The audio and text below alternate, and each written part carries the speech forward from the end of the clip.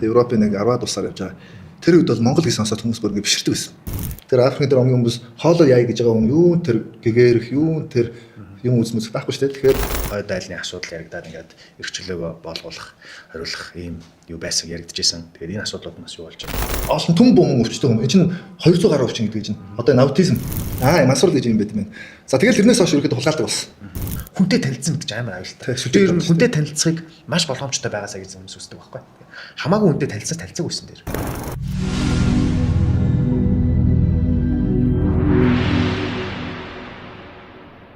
Сайн байцгаана уу эрхэм өндөд үзэгч сонсогчдоо Жошогийн подкастын эпизод 10 эхлэх гэж байна. Яагаад ч юм бэ өнөөдрийн дугаар надад нэг л спешиал мэдрэмж төрүүлж байна. Альваа зүйл 10-таар байдаг шүү дээ. Тэгэхээр манай магадгүй 1-р сизны маань сүүлчийн анги, 2-р сизны маань эхний анги гэж байж болох юм. Тэгээд 10 дугаартаа 9 дугаартаа хамт байсан та бүхэндээ баярлалаа. Өнөөдөр бид бүхэнтэй хамт энэ өглөө өдөр орой шөнийг тантай хамт өнгөрөөхөөр Монгол Бадарчин гэдгээр та бүхэн сайн мэдих гайхамшигт ертөнц номын зохиолч. Би маш олон тодтол хэлээ шүү, болоогүй шүү. Камер бариул зураглаач болчдөг. Компьютероор суул инженер болчдөг. За тэгээд үзэг цаас нийлүүлэх юм бол номын зохиолч болчдөг. Би хаана оюун санаа нь эрүүл саруулаа үл дэлхийгээр тойроод аялждаг.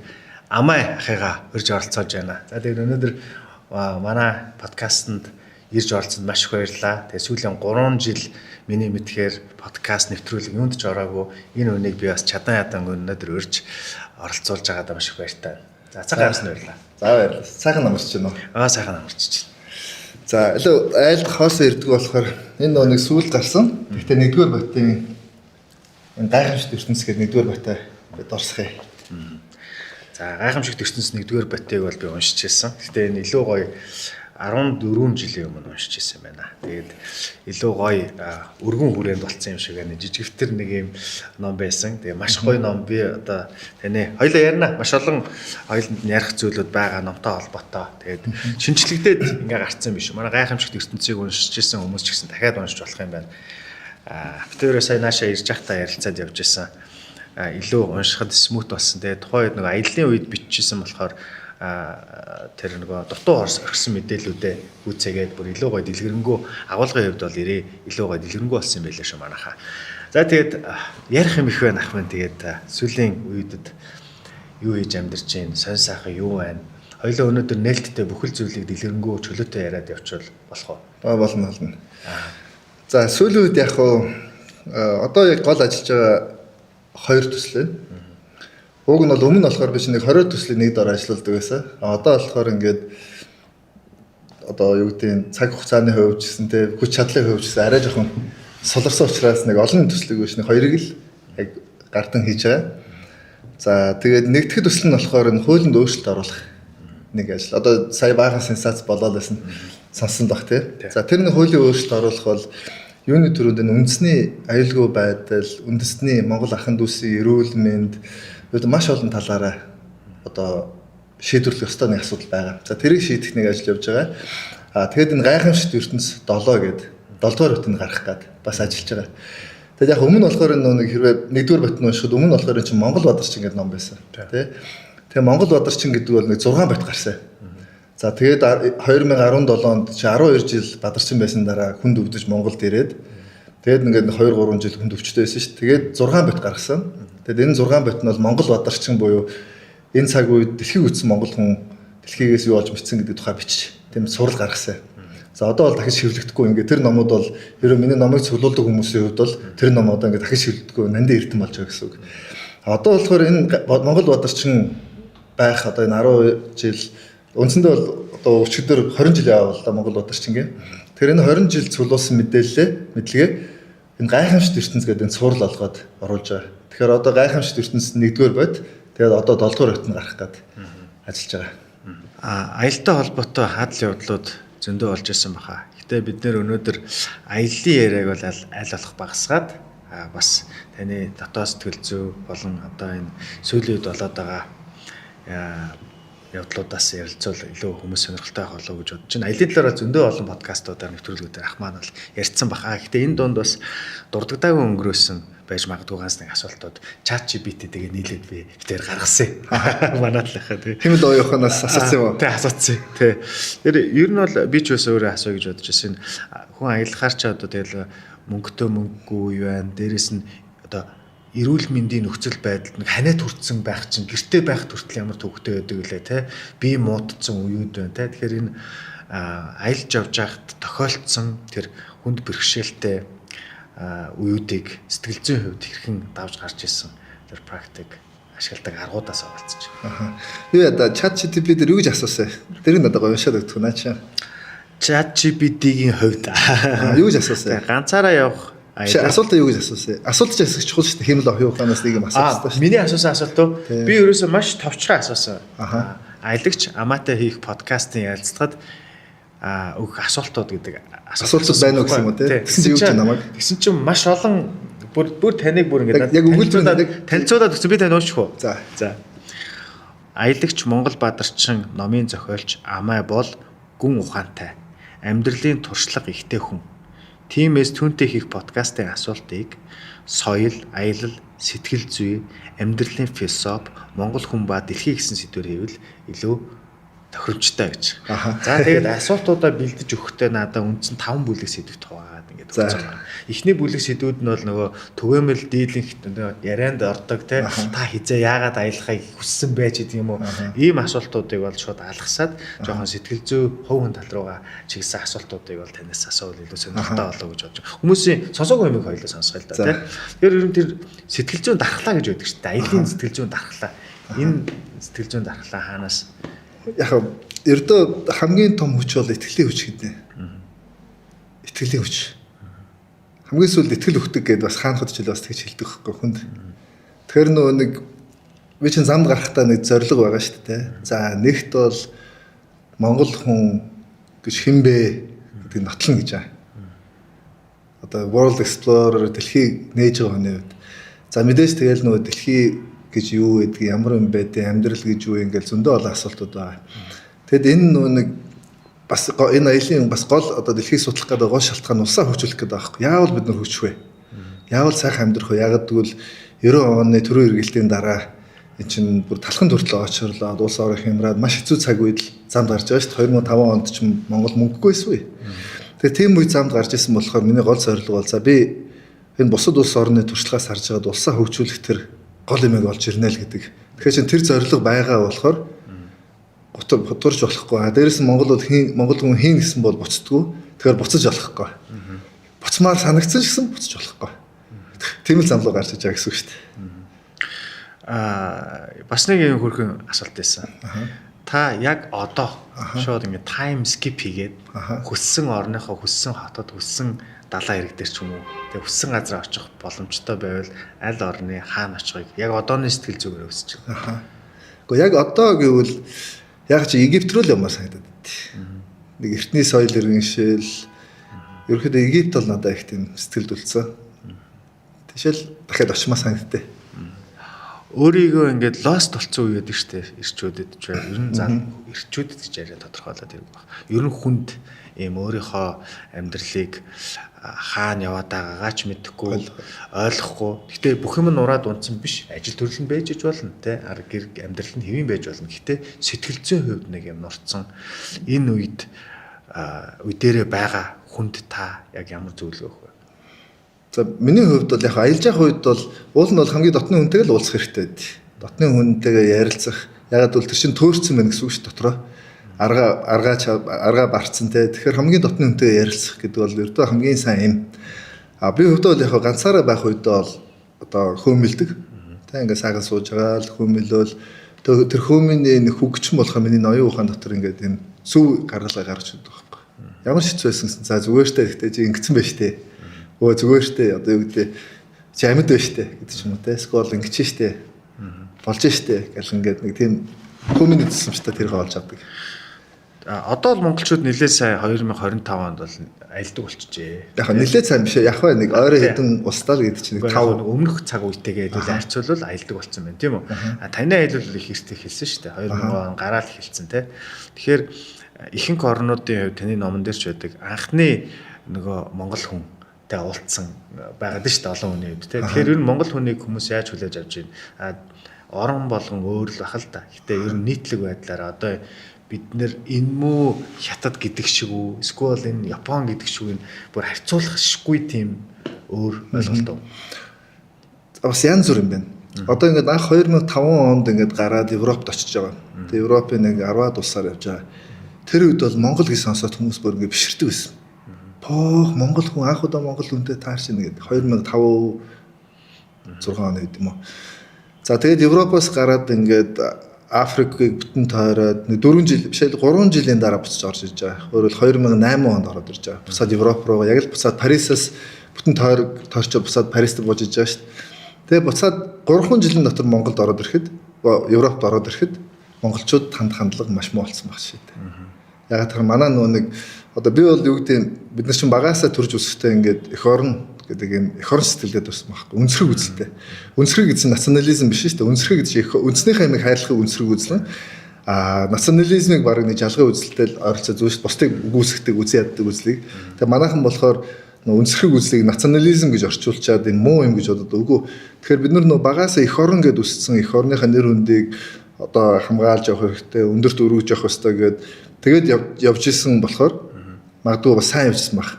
Гэтэл буцаад ингээд Европ руу ороод тэрнээс хойш ингээд яваад ирэхэд монголчууд явсан газрууд бол нэр нь унаад эхэлсэн байсан. Яг бол маань ч одоо эх орн гэсэн бодол хүмүүс олон байгаа шүү дээ. Хамаагүй бэл болж ивэл тэгэл хулгай зэлгээ уугаал зодоон зохион хоорондоо хийгээл тэ ингээд нэр унаа алдсан тохиол маш их байсан л да. Тэгэхээр энэ бас маш харьцангуй болчиход байгаа. Цаг хугацааны хувьд өөр болчиход байна. Одоо 13 жилийн өмнөхөө би Зүүн Азийг судалж байсан. Тэгээ сая 13 жилийн дараа очиход монголчууд хандлага муу болсон баг шүү дээ. Монгол ихэд дургүй байна. Манайха очиод хулгай хийгээл нөгөө нэг бүдүүлэг зангаа гаргаал тэ. Тэгэхээр нэг жоохон өөр л байгаад юм да.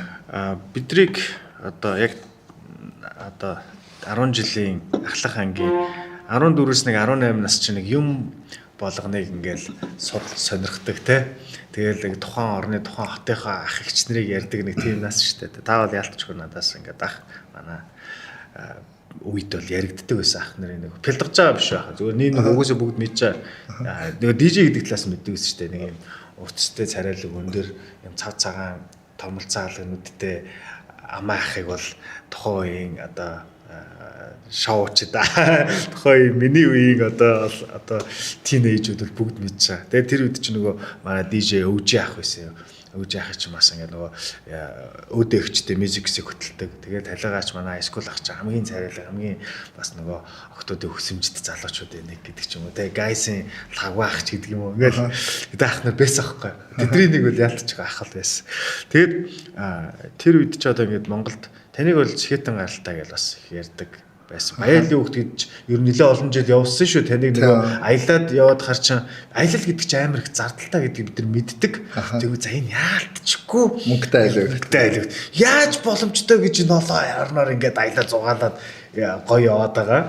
Тэр чинь нөгөө хөгжмийн нэвтрүүлгүүдээс таныг ингээд нэг юм юунууд төр явдаг. За амаа тэр орон тэгээ явж ийн гэл. Тэр одоо хөгжилтөө тэр Монголд бол таны ингээд нэр хүнд карьер бүхэл юм эхэлсэн байсан шүү дээ. Тэр чинь яг бүгдийг нь хаяад явах оролцсон. Юу гинт одоо таны зүрх яг л надчил нэгт нөгөө нэг би чинь зорилго тавьсан байгаа шүү дээ. Юм үсэх гэдэг.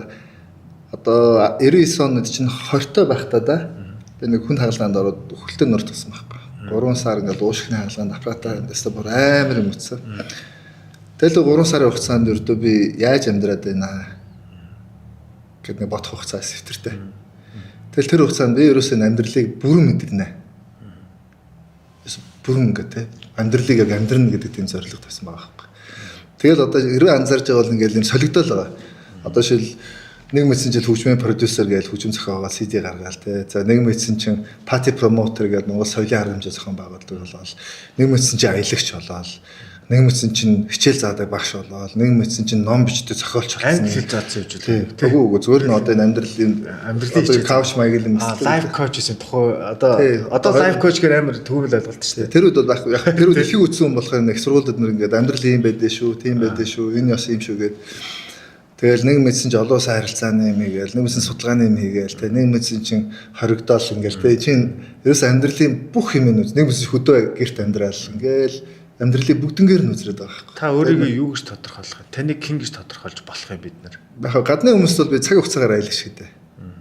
Яа, юу гэсэн үг вэ? Яг одоо ингээд хүмүүн гэдэг амьтны амьдралын их үүсвэрийн газруудаас ахвал хамгийн өндөр хөгжил хүн хаашаа яаж яваад байгааг би одоо энэ аян замын хугацаанд би хараад байгаа байхгүй. Одоо энэ омогт чулуугаар ингээд жадмад барьсан омгийнхын дунд ингээд байж ах шишээ дээ. Гэтэл нэг явж иж бол нэг мэдсэн чинь хамгийн орчин үеийн одоо Нью-Йорк хотын Манхэттны юунд амьдарч ах шишээ дээ. Дэлхийн хүмүүс ч одоо янз янзын хөгжилтэй байгаа шүү дээ. Цаг хугацаараа тэнгууд л энэ цаг хугацаагаар ингээд аялаад ахаар Монгол одоо хаана байгаа юм бэ гэдгийг нь олж харна шүү дээ. Бид нар одоо хөгжлийн энэ шатан дээр байгаа юм байна. Бид нар хаана вэ? Яг бид нар бол аль тооллоор гэдэгээс бас өөр тооллууд байна. Одоо суурин соёл иргэншлийн тооллоор бол бид нар нэг Америк 1900-ыг 50 онд явж байна. Одоо Америк 2025 онд явж байна шүү дээ. Бид нар 1950 онд явж байна. Америкээр ярих юм бол суурин соёл иргэншлээ шүү дээ. За Японоор явах юм бол бид нар нэг үг дээ 30 40 онд ч юм уу те Японоос хоцорч явж байгаа шүү дээ. Яг хүмүүн гэдэг амьтнаар ярих юм бол тэд нар манай өнгөрсөн одоо юу гэдэг өнгөрсөн үед явж бүр дээр үед явж байгаа гэж. Тий, тэд нар одоо ойлгох гал явж шүү дээ. Амьдралыг ойлгох гал дөнгөж одоо яг одоо хүмүүн гэдэг амьтны хөгжлийн нэг юм шат байгаа да тий. Одоо нэгдүгээр хэрэгцээ бол агаар. Тэгэхээр хүн агааргүй бол юун тэр эд огшил карьер одоо өөрийгөө хөгжүүлэх аялал байхгүй шүү дээ. За тэгвэл хоёрдугаар шат бол хоол унд идж уух юм тий. Тэр Африкийн тэр омгийн хүмүүс хоолоо яая гэж байгаа хүн юун тэр гэгэрэх юун тэр юм үзмэс байхгүй шүү дээ. Тэгэхээр бид нар бол 1-2 дугаар шат бол одоо бол асуудал бол байхгүй. Монголд бол одоо өнөөдөр зөв хоолгүй байсан ч гэсэн зах дээр зөв ингээд яснууд байгаль тэрийг чанаад итгэл хоол байга. Монголд бол одоо л өссөн гэсэн юм байхгүй. Тэгэхээр Монголд 1-2 дугаар шат бол асуудал бол байхгүй. Монгол одоо хөгжлөөр бол дөнгөж 3 дугаар шатн дээр л явж байгаа шүү дээ. Материалыг буюу эд, хогш, эд үзэж бид нар нөгөө нүүдлийн соёл иргэншлээс суурин л шилжээд тэгээ суурин соёл иргэншлийн 1000 2000 гаруй жилиг бид нар одоо сүүлийн нэг 45 50 оноос суурин руу шилжсэн гэхээр сүүлийн нэг 70 жил ингээд барууны одоо суурин соёл иргэншлийн 2000 жилиг бид нар дөнгөж 70 жил ингээд үзэж болж байгаа. Капиталист болж эхэллээ. Тэгэхээр материалыг үзчихээс бид нар цаашаа явна л да. Гэтэл одоо хүмүүн гэдэг амьтан чинь энэ одоо амьсгалах, идэж уух материал буюу тогшлын шунал гэдэг юм уу те. Тэрний хоосон чанарыг ойлгосон хүмүүс, тэр материалыг хэрэглээд үзсэн хүмүүс дараагийн шат руу өөрийгөө хөгжүүлэх шат руу орно шүү дээ. Тэ? Одоо Будда багш гэдэг Сиддарта багш чинь бол Будда багш чинь энэ алтан аяг байна уу, модон аяг байна уу тэр хамаагүй шүү дээ. Тэртээ тэргүй ханху тасаг амьдарсан. Тэгэхээр тэр материалыг шатнд бол байхгүй. Тэрэн дээр ингэж одоогийн Монголд байгаа хүмүүс шиг 20 30 жилийн үр зээлэнд ороод сквал ингээд хамаг мөнгөө хүнд гой харах гэж тэр хүн байхгүй шүү. Тэгэхээр тэр хүн чинь дараагийн шат хөгжих боломж байгаа даа. Тэгээ бид нар одоо 3 дахь шатн дээр ингээд нийтээр бол 3 дахь шатн дээр байгаа. Энэ эд тогш цуглуулаад нэг юм үзег юм чи арахгүй шин буруу биш. Зүгээр л энэ шат واخгүй хөгжлийн. Энэний дараа одоо боловсрах тэг өөрийгөө хөгжүүлэх одоо манайхан энэ шат 4 дахь шат руу бид нар орж байгаа ялгаа нь одоо яаж мэдгэж байгаа гэхээр энэ номын баяр гэж болдог. Жил бол 2 удаа болдог. Тэгээ би номын баяр нийт 15 жилийн түүх юм би ингээд мэдж байгаа байхгүй. Тэгэхэд 2010 оны үед номын баяр дээр 11 онд л номын баяр дээр хүмүүс хэр цугладаг байсан бэлээ. Одоо яаж цуглаж байна? Одоо бол хүмүүс ингээд юм олж мэдхийг уншихыг тэ өөрийгөө хөгжүүлэхийг яг бол Facebook ингээд дүрс гаргах чинь хүн хөгжихгүй шүү дээ. Тархинд оруулаад гаргаж байгаа. Яг хүн уншина гэдэг чинь тэр өсгүүдийг нийлүүлээд үг болгоод үгийг оюун ухаандаа өнгөтэй, дүрстэй, хэлбэртэй болгож байгаа тэр тархины хөгжил шүү дээ. Тэгэхээр 4 дугаар шат ингээд хүний хувьд бол ингээд байх хэвээр. За 4-өөд авчвал дараа нь 5 дугаар шат гэж байна. 5 ч нэг хүлэн шүрдэг. Тэ? Тэгэхээр бид нэр аль шатн дээр байна гэж 3 дугаар шат гэсэн нүгэж материалыг бааз одоо бид нэр юун дээр том хөгжлөх одоо эхлээд байрны асуудлаа шийдэх хэрэгтэй. Тэ? Тэгэхээр нутаанаас алах хэрэгтэй. Энэ жоохон шатн дээр л явж байгаа. Сүүлийн үед бол нэлээд нууцлаг амьдралаар амьдраад байсан нөгөө пабликийн хувьд бол тэгэд маш их асуултууд байсан л да. Хаана байгаа бол гэдэг ч юм уу би энэ гайгүй байгаа ч гэдэг юм уу сүүлд бол одоо олонний юм нууц биш учраас би өнөөдөр чөлөөтэй асуугаад явчих гэж бодож байгаа шүү.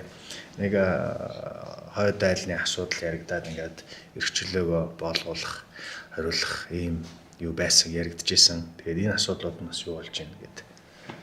За биний хувьд бол амны бэлгээс ачтын бэлгэвч сайн байгаа. Гэхдээ яг мэдээж энэ 12 жил ийм хүнд замыг туулсан, маш их өвдөж шаналсан Тэгээд хичнээн хаалгаанд орсон. Ердөө ингээд би ингээд хувцас тайлахад бол ердөө ингээд бөөн сорин дунд байдаг байхгүй.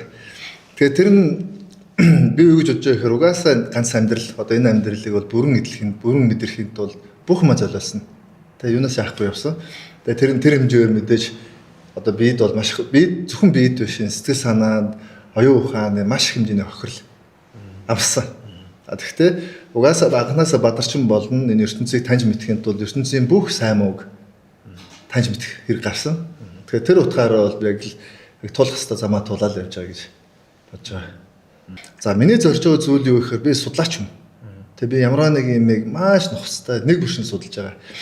За тэгээд ялангуяа хүнд өвдсөн цагаас хойш одоо ийм хэрэгтэй болсон. За ихэнх тохиолдолд Монголд байгаа юмуд бол байгалийн юм бол байхгүй. Дандаа гаднаас өндөр үнээр авч экспортлж авдаг. За тэр үнийг нь хүмүүс өөрсдөө төлдөг. Аль эсвэл одоо эрүүл мэндийн даатгалаас төлдөг. Яг тухайн хүн төлөөгүй юм шиг боловч үнээр ихтэй Монгол ус төлж байгаа. Одоо бидний энэ эмнэлэг сургууль барих мөнгийг бид нэр энэ үнэтэй юм зараад байгаа байхгүй. За тэгээд өвдөж ихсээс хойш би илүү их судалж байгаа. Өөрөө надад ч ингээд одоо ч ингээд чамдаа ингээд сууж байгаа би өвдөл ягнаал байж байгаа. Тэгэхээр ингээд яг удаан хугацаанд хүн өвдчихээр ингээд нэг бодлын тоохоо болчдөг боловч энэ маш их зовиртой. За тэгээд энэ зовир дунд байж байхдаа би ингээд ардын ургамлуудыг судал, эмүүдийг судалж байна шүү дээ. Энэ надад ямар нь илүү тохиромжтой юм бэ гэдэг. За тэгээд 9 салаад гэдэг юм ургамл. За энэ бол 5 салаад бие гэдгээ 9 салаад сэтгэл гэдгээ гэдэг нэг тийм үг байдаг. За энэ ургамл бол надад маш сайн зөгч байна. За энэ яаж юм гэхээр энэ архаг өвдөлт гэдэг имийг одоо архаг өвдөлт гэж ямар өвдөлт байдаг вэ гэхээр энэ морфин гэдэг бас мансуурлах өсөл дэ тархид өвчин намдахгүй.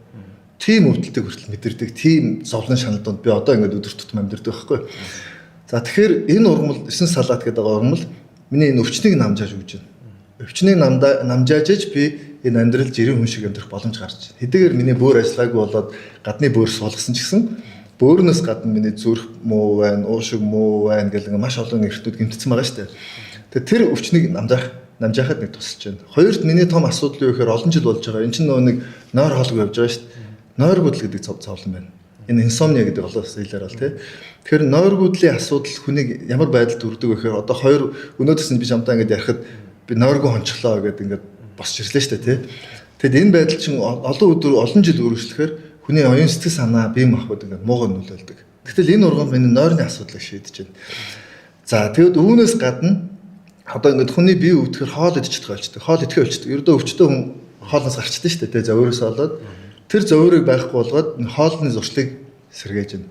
За тэгээд дээрэс нь энэ ургамлыг судалж байхад эд эсийг сэргээдэг, хорт хавдрын эд эсийг дарангуйлдаг ингээд дэлхийн олон улсын судалгаан дээр бол 200 гаруй өвчин эдгээдэг нотлогдсон байна. Одоогийн байдлаар.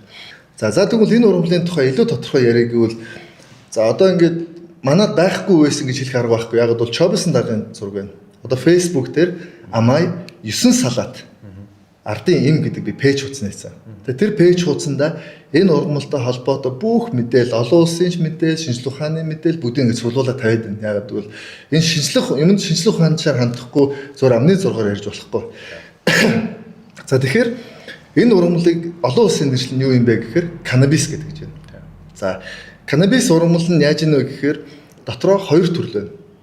За Монголд ургадаг, байгальд энэ ургадаг ургамал нь болохоор хемп гэдэг ургамал байна. Олон улсын нэршил нь шүү дээ. Бид нар бол 9 салаад гэж байна. Юуны алтаа магтаал дээр болохоор аг шарилж гэж байна. Алтаа магтаал дээр энэ ургамлыг хүртэл дурдсан байна шүү дээ. Аг шарилж гэдэг. Тэгээд 9 салаад гээд одоо миний пэйж хуудсан дээр болохоор Чобсон дараа 2 офицертэй энэ ургамлын тариалангийн талбай өмнө зураг авахулсан байна. Хэрвээ энэ ургамал тийм муу байсан бол Монголын төрийн тэргүүнүүд энэ ургамлын өмнө ингээд зураг авахулах уу? Жапон олгоо зураг авахсан байна шүү дээ. Энэ тариалангийн талбай байна гэд. За тэгээд канабис гэдэг ургамлыг судалж байгаа. За энэ ямар ургамал, ямар өчтэй гэсэн чинь энэ ургамал ерөөсөө хүмүүн төрлөختний анх үүссэн цагаас хойш хамт байсан ургамал байна. За одоо Христийн шашны ном зураг бүхэмдэр энд байна. Буддын шашных дээрч байна. Тэ за энэ ургамал эртний одоо дундууд уус энэ зөндөө олон улс орны эрүүл мэндийн юунууд дээр энэ зурагтайгаа хэрэглэх аргатайгаа байна. Өөрөөр хэлбэл хүмүүн гэдэг амьтан үн эртнээс энийг хэрэгжилжсэн нь бол шинжлэх ухааны түүхээр ингээд нотлогдсон байна. За тэгэнгүүт тэгвэл яагаад хоригдсон юм бэ гэдэг судалнаад байна. За тэгэнгүүт яаж юм гэхээр за хамгийн ихний хориг нь Америк нэгдсэн улсад гарсан байна. Яасан гэхээр энэ ургамал чинь зөвхөн одоо эмийн журмаар биш энэ ургамлаас чинь цаас хийжсэн байна. Одоо Америкийн долларыг одоо ч баг энэ ургамлаар хийж байна. За энэ ургамлаар даав хийдэг байсан байна. Би одоо энэ тэр нэг Лениныг цөлсөн газар очиход Ленин одоо энэ Сибирт цөлсөн шүү дээ энэ. Тэгэхээр тэр гэрт нь ингээд ороход хэрэгжилжсэн юм дотор дандаа энэ ургамлаар хийсэн даав байсан байна. Одоо бидний хэрэглээд байгаа даав биш энэ ургамлаар хийсэн даавгаар бид нар өмнө хувцалдаг байсан байна. Одоо 100 жилийн өмнөх юм ярьж байна л да. За тэгвэл 1917 онд дэлхийд ямар үйл явдал болж байгаа нөхөр нефт гэдэг юм гарч ирээд газрын тостой нефтээс түлш хийж гарч ийн. Тэгээд нефтээс даав гаргаж сурж байна. За тэгэнгүүт яаж нэхэр Америкчин нөгөө нэг Америкчин бол үндэсний улс шүү дээ. Америкчин бол корпорац ус. Өөрөөр мөнгөтэй хүмүүс төрийн оройд гараад тэд нар өөрсдөө хэрэгтэй хуулиа гаргадаг. Тэгвэл Америкийн төрд гаргасан одоо нефтийн бизнесийн лобби бүлгийнхэн энэ ургамлыг зах зээлээс гаргахыг зорж байна. Ягаад бол хэрвээ энэ ургамлыг тариалтыг зогсоочих юм бол хүмүүнд одоо Америкийн иргэд энэ ургамлаас гаргаж авсан даавуу биш синтетик дааваа хэрэглэх байхгүй. Гэдэг шиг маш олон юм байгаа шүү дээ. Одоо алкогол хэрэглэх. Алкогол нь дараа тэгэл явчихсан. Энэ дараагийн асуудал. Тэгээ түүхийн юг ингээ наашны эхний шахалт нь юунд дөр үүсэж байгаа нөхөр тэр үеийн хамгийн их хүчтэй том компанид бол нефтийн компаниуд л байгаа шүү дээ. Бензин гаргаж ирээд тэгээд тэд нэр анх энэ лобби хийгээд энийг хориглох бол Америкт гарсан байна. Монголд бол байгаа шүү дээ. Монгол манай өгшүүл ганс нэрж байгаа. Ягаад гэвэл сигарет табак тамхи бол 40-50 оноос яг зөвлөлтөөс албан ёсоор орж ирсэн байдаг байхгүй. Манай эмээ хүртэл ярьдаг ингээд бид нар өмнө ийм табак тамхи татдаггүй байсан юм аа. Табак гэдэг одоогийн сигарет гэж яриад байгаа шүү дээ. Тэгээд зөвлөлтүүд бид нарт оруулж иж зарахтаа уудан дотор ийм төмөр бөгж эмэг мэмэг хийж тэгээд нөгөө хүмүүс чинь тэр эмэг бөгжийг авахын тулд энэ табак авч татж үздэг байсан юм аа. Тэгэхээр энэ байхгүйсэн. Тэгэхээр табак навч бол байхгүйсэн байна. За тэгээд бид нар энэ хэрэгжилж ирсэн ургамал бол тийч ингээд анх Америкт хоригдж байна. За дараагийн үйл явдал юу болж байна гэхээр дэлхийн 2 дугаар дайны дараа дэлхийд энэ дайны дараах юм травма гэх юм одоо дайны дараах сэтгэл санааны хямрал гэж юм байна. Одоо дэлхийд дахина Америк дайнд ороогүй ч гэсэн дайнд дотны хүнс алдсан олон хүмүүс байгаа. Тэгээд өвч шаналж байгаа хүмүүс байгаа. Тэгээд тэр хүмүүсийн дунд энэ мансууруулах зүйлсийн энэ тахал гэдэг юм болсон юм байна. Одоо энэ мансууруулах зүйлс ч одоо маш олон юм байгаа шүү дээ. Одоо маш олон төрөл байгаа. За тэгвэл тэр дотор энэ ургамлаас байгаа. Тэгээд түүнгүүд дэлхийн 2 дугаар дайны дараа Нэгдсэн үндэсний байгууллага хуралдаад 1961 онд одоо энэ бүх юм яг тодорхой ярих хэрэгтэй. 1961 онд Нэгдсэн үндэсний байгууллага сэтгцэд нөлөөд бодисын тухай нэгдсэн конвенц гэдэг юм баталж байна. Конвенц гэдэг нь бол одоо тохирж байна гэсэн үг л дээ. Тэгэл тэр конвенцэд улс орнууд нэгдэх нь Америк нэгдэж байна, Зөвлөлт холбоот улс нэгдэж байна. Одоо ямар улс чинь те нэг 50 60 улс нэгдэж байна да. Монгол нэгдэхгүй байна. Зөвлөлт улс нэгдэчихэд байхад бид нар нэгдэхгүй ш тэр нь ягаад? Уул нь бол бидний дагаал нэгтнэ гэж хүмүүс ойлгож байгаа ш тэгэхгүй ш. За тэгээд 61 оны конвенцэнд яаж ийм гэхээр тийч бүх боцуудыг оруулж байна. Одоо 20-тай боцууд байгаа ш аюултай. Одоо херен мэрэнч мод одоо опиум ч ороод эхлэн ш тий 20-тай юм чи аюултай юм чин тий хүмүүс ингээд дэлхийн 2 дугаар дайны дараа юм чи ингээд тахал болоод айл гэрүүс хамраад бөө юм болж байгаа. Тэгээд 61 нэг хэсэг Америк чинь бүр живээс тий. Тэнгууд юу яах юм бэ? Бас нэг юм дутуу өнгөрөөсөн байна. За тэгсэн чинь 17 оноос хойш энийг хориглон 17 оноос хойш хоригсны дараахан Америкт ямар үйл явдал болж байна гэхээр спиртийн тахал болж байна. Өөрөөр энэ ургамал чинь ямар хүмүүс хэрэглэдэг байсан бэ гэхээр өвдөлтөө намжаах, альжаалаа тайлах, тайвшрах те ингээд энэ төрлөөр хэрэгжилж байсан хүмүүсийг хориглохоор хүмүүс спиртэнд орж байна. Спиртийн тахал эхэлж байна. Яг гэвэл мансуурал гэдэг зүйл бол гэмт хэрэг биш ээ. Мансуурал бол хүмүүн гэдэг амьтан үн эртнээс мансуурал бол байсан. Мансуурах нойрондоо юулаа гэдэг байна шүү дээ. Мандаж дуун төрлөө шүү дээ. Тэгэхээр мансуурал бол гэмт хэрэг биш. Гэхдээ ямар төрлийн мансуурал байна гэдэг нь чухал байгаа байхгүй. Гэтэл хүмүүс энэ ургамлыг Америкт хоригчингууд хүмүүс спирт рүү тахал спиртээр ямар нэг хэмжээр одоо стрессээ бухимлаа тайлмалах гэдэг ингэжингууд Америкт хуурай хөл гэж гарч иж байна. Тэгээ одоо спиртийг зогсоохгүй энэ бол өөрөөр нэг жирийн арай нэг аюул багтаагийн хоригчингууд бүр аюултай спиртийн ингээд тахал болоод за тэгэд хуурай хөл гаргасан чинь гэмт хэрэг маф гэдэг юм. Нууцаар зараад эхэлсэн. Тийм. Одоо Америкийн бүх мафууд өрдөө тэрүүгээр санхүүжсэн шүү дээ. Яг бол хүний донг тэгж шууд зогсоох боломж байхгүй. Хүн дондцсон хүн бол тэрийг яаж ч үгүй аргаар олно. Бүр олон мафийг дэмжээ санхүүжүүл болцсон шүү дээ. Тэр алкоголыг хордогч юм бол Америкт бол яг. Тийм. Тэнгууд тэд нар ойлгож байна. За бид нар энэ донг хоригсноор хүний донг хоригж эмчилнэ гэхээс донг хоригж болдго юм байна. Хориглонгууд эн чинь өөр төрлийн дон ч юм уу бүр гинт хэрэг шийдтэй болд юм байна. За тэгээд дайн болж байна. Дайны дараа дэлхийд дахин 8 асуурлын тахал болж байна. За тэгвэл 1961 онд дайн ч тэгэхээр одоо дайн 45 онд дууссан шүү дээ. Тэгэхээр 15 жил энэ дэлхийн улс орнууд энэ зовлон туулж байгаа байхгүй. Бүх улсад ийм асуудууд гарч байна. 61 онд конвенц батлаад тэгээд энэ 20-д аюултай мансууруулах зүйлүүдийг харж ихсаалтанд оруулж байна. За тэгтээ яг 61 оны конвенцт одоо нэг энэ өвсийг ярих юм бол энэ өвс шүү дээ одоо 9 салаад гэдэг байгаа. Энэ өвсийг нэгдүгээр бүлэгт оруулж байна. Нэгдүгээр категори гэдэг нь л нэгдүгээр бүлэгт хамгийн хөнгөндөө орж байгаа. Үгүй яг энэ бас дотор ангилтай. Нэгдүгээр бүлэгт нь юу гэж зааж байна вэ гэхээр энэ ургамлыг эмчийн заавар одоо улсын хяналтын доор эмчилгээ судалгаанд ашиглахыг зөвшөөрнө гэж конвенц авахгүй. Энэ шууд хоригдно цааснаа шорон тийнэ гэдэг конвенц биш аахгүй. Нэгдүгээр бүлэгт оруулаад гэхдээ 61 оны 4-р конвенц бүлэг гэж байна. Одоо чи 1 2 3 4 гээд тусдан зааж өгөөд алиг нь эмчилгээнд ашиглахын, алиг нь хориглохын, алиг нь яахын гэдэг ингээд чинь бүхэн нарийн хууль хэмжээ нарийн багслаа шүү дээ. За тэгээд 4-р бүлэгт нь юу гэж зааж байгаа нэхээр энэ ургамлыг 20-д жагсаалтанд оруулж байна. Өөрөөр хэлбэл энэ конвенц нэгдсэн 61 оны конвенц нэгдсэн улс болгон канабис одоо гэж яриад байгаа энэ ургамлыг хэрэглэсэн хүнийг хуулийн хариуцлага нэ. Эрүүгийн хуулийн хариуцлага. За 61 он тийм бил. Хоёулаа жоохон наашин татъя. За тэгсэн чинь сонирхолтой 61 онд тийм 61 онд ингээд хоёр бүлэгт оруулчлаа шүү дээ тий. Аль алингаар нь конвенцээр хэрэгж болохоор 10 жилийн дараа 1971 онд дахиад нэгдсэн үндэсний байгууллагын сэцэд нөлөөд бодсон тухай конвенц хуралдаж байна. Одоо нөгөө зөндөө олон улс орнууд нэгдсэн байгаа шүү дээ. Яг бол энэ асуудал болчиход байна. Манад магадгүй асуудал биш үл хажуугийн улсад нь асуудал болоод тэр нь манад ороод ирнэ шүү дээ. Тэр бид нар хуулинд өөрчлөлт оруулахын тулд энэ конвенц нэгдээд тэгээд энэ конвенцийн дагуу одоо хяналт мэналт хуулийн асуудлыг шийдэж эхэлж байна. За 71 оны конвенц нь ямар конвенц вэ гэхээр мансууруулах утсан тухай конвенц байхгүй. 61 он нь болохоор байгалаараа байгаа зүйлийг хэрхэн зохицуулах вэ гэдэг конвенц 61 он. А 71 он нь болохоор энэ одоо энэ ургамлаас ч юм уу энэ янз бүрийн зүйлүүдээс мансууруулах бодис гаргаж явж байна. Тусгай лабораторид тий зөвхөн тэр мансуурлыг бодисыг нь гаргаад мансууруулах. Тэгэхээр 71 онд болохоор мансууруулах бодистой зохицуулах конвенцэд энэ канабис ургамал дотор байдаг одоо энэ тетрагидро THC гэдэг нь л да. THC гэдэг бодисыг нь 2-р бүлэгт оруулж байна. Бас хориотой. Тэгэхээр ургамал нь ч хориотой юм байна. Юу ч хориотой юм байна. Доторх бодис нь ч хориотой юм байна. Ягаад гэвэл хууль нь бас тодорхой байх хэрэгтэй шүү дээ. За 71 он. Тэгсэн чинь 89 онд байна уу? Нэгдсэн үндэсний байгууллагын конвенц өөрчлөлт хийж байна 71 оны конвенц. Тэгээд нөгөө 2-р бүлэгт оруулсан байсан бодис ба штэ. Тэрийг болоод 1-р бүлэг рүү оруулж байна. А 1-р бүлэг нь эмчилгээ судалгаанд ашиглахыг зөвшөөрнө гэсэн конвенц. За тэгээд дээрэс нь энэ конвенц юу шийдэж байна гэхээр энэ өвчин юм байна. Энэ мансуурал гэдэг бол энэ өвчин юм байна. Энэ бол дон юм байна. Энэ бол гэмт хэрэг биш юм байна. Тэ энэ хүмүүсийг бол шоронд хийх биш эмчлэх хэрэгтэй юм байна гэдэг ийм одоо тунхаглал бий болж штэ. За энэ маш чухал point үнэлж шүү. Өөрөөр хэлбэл тий.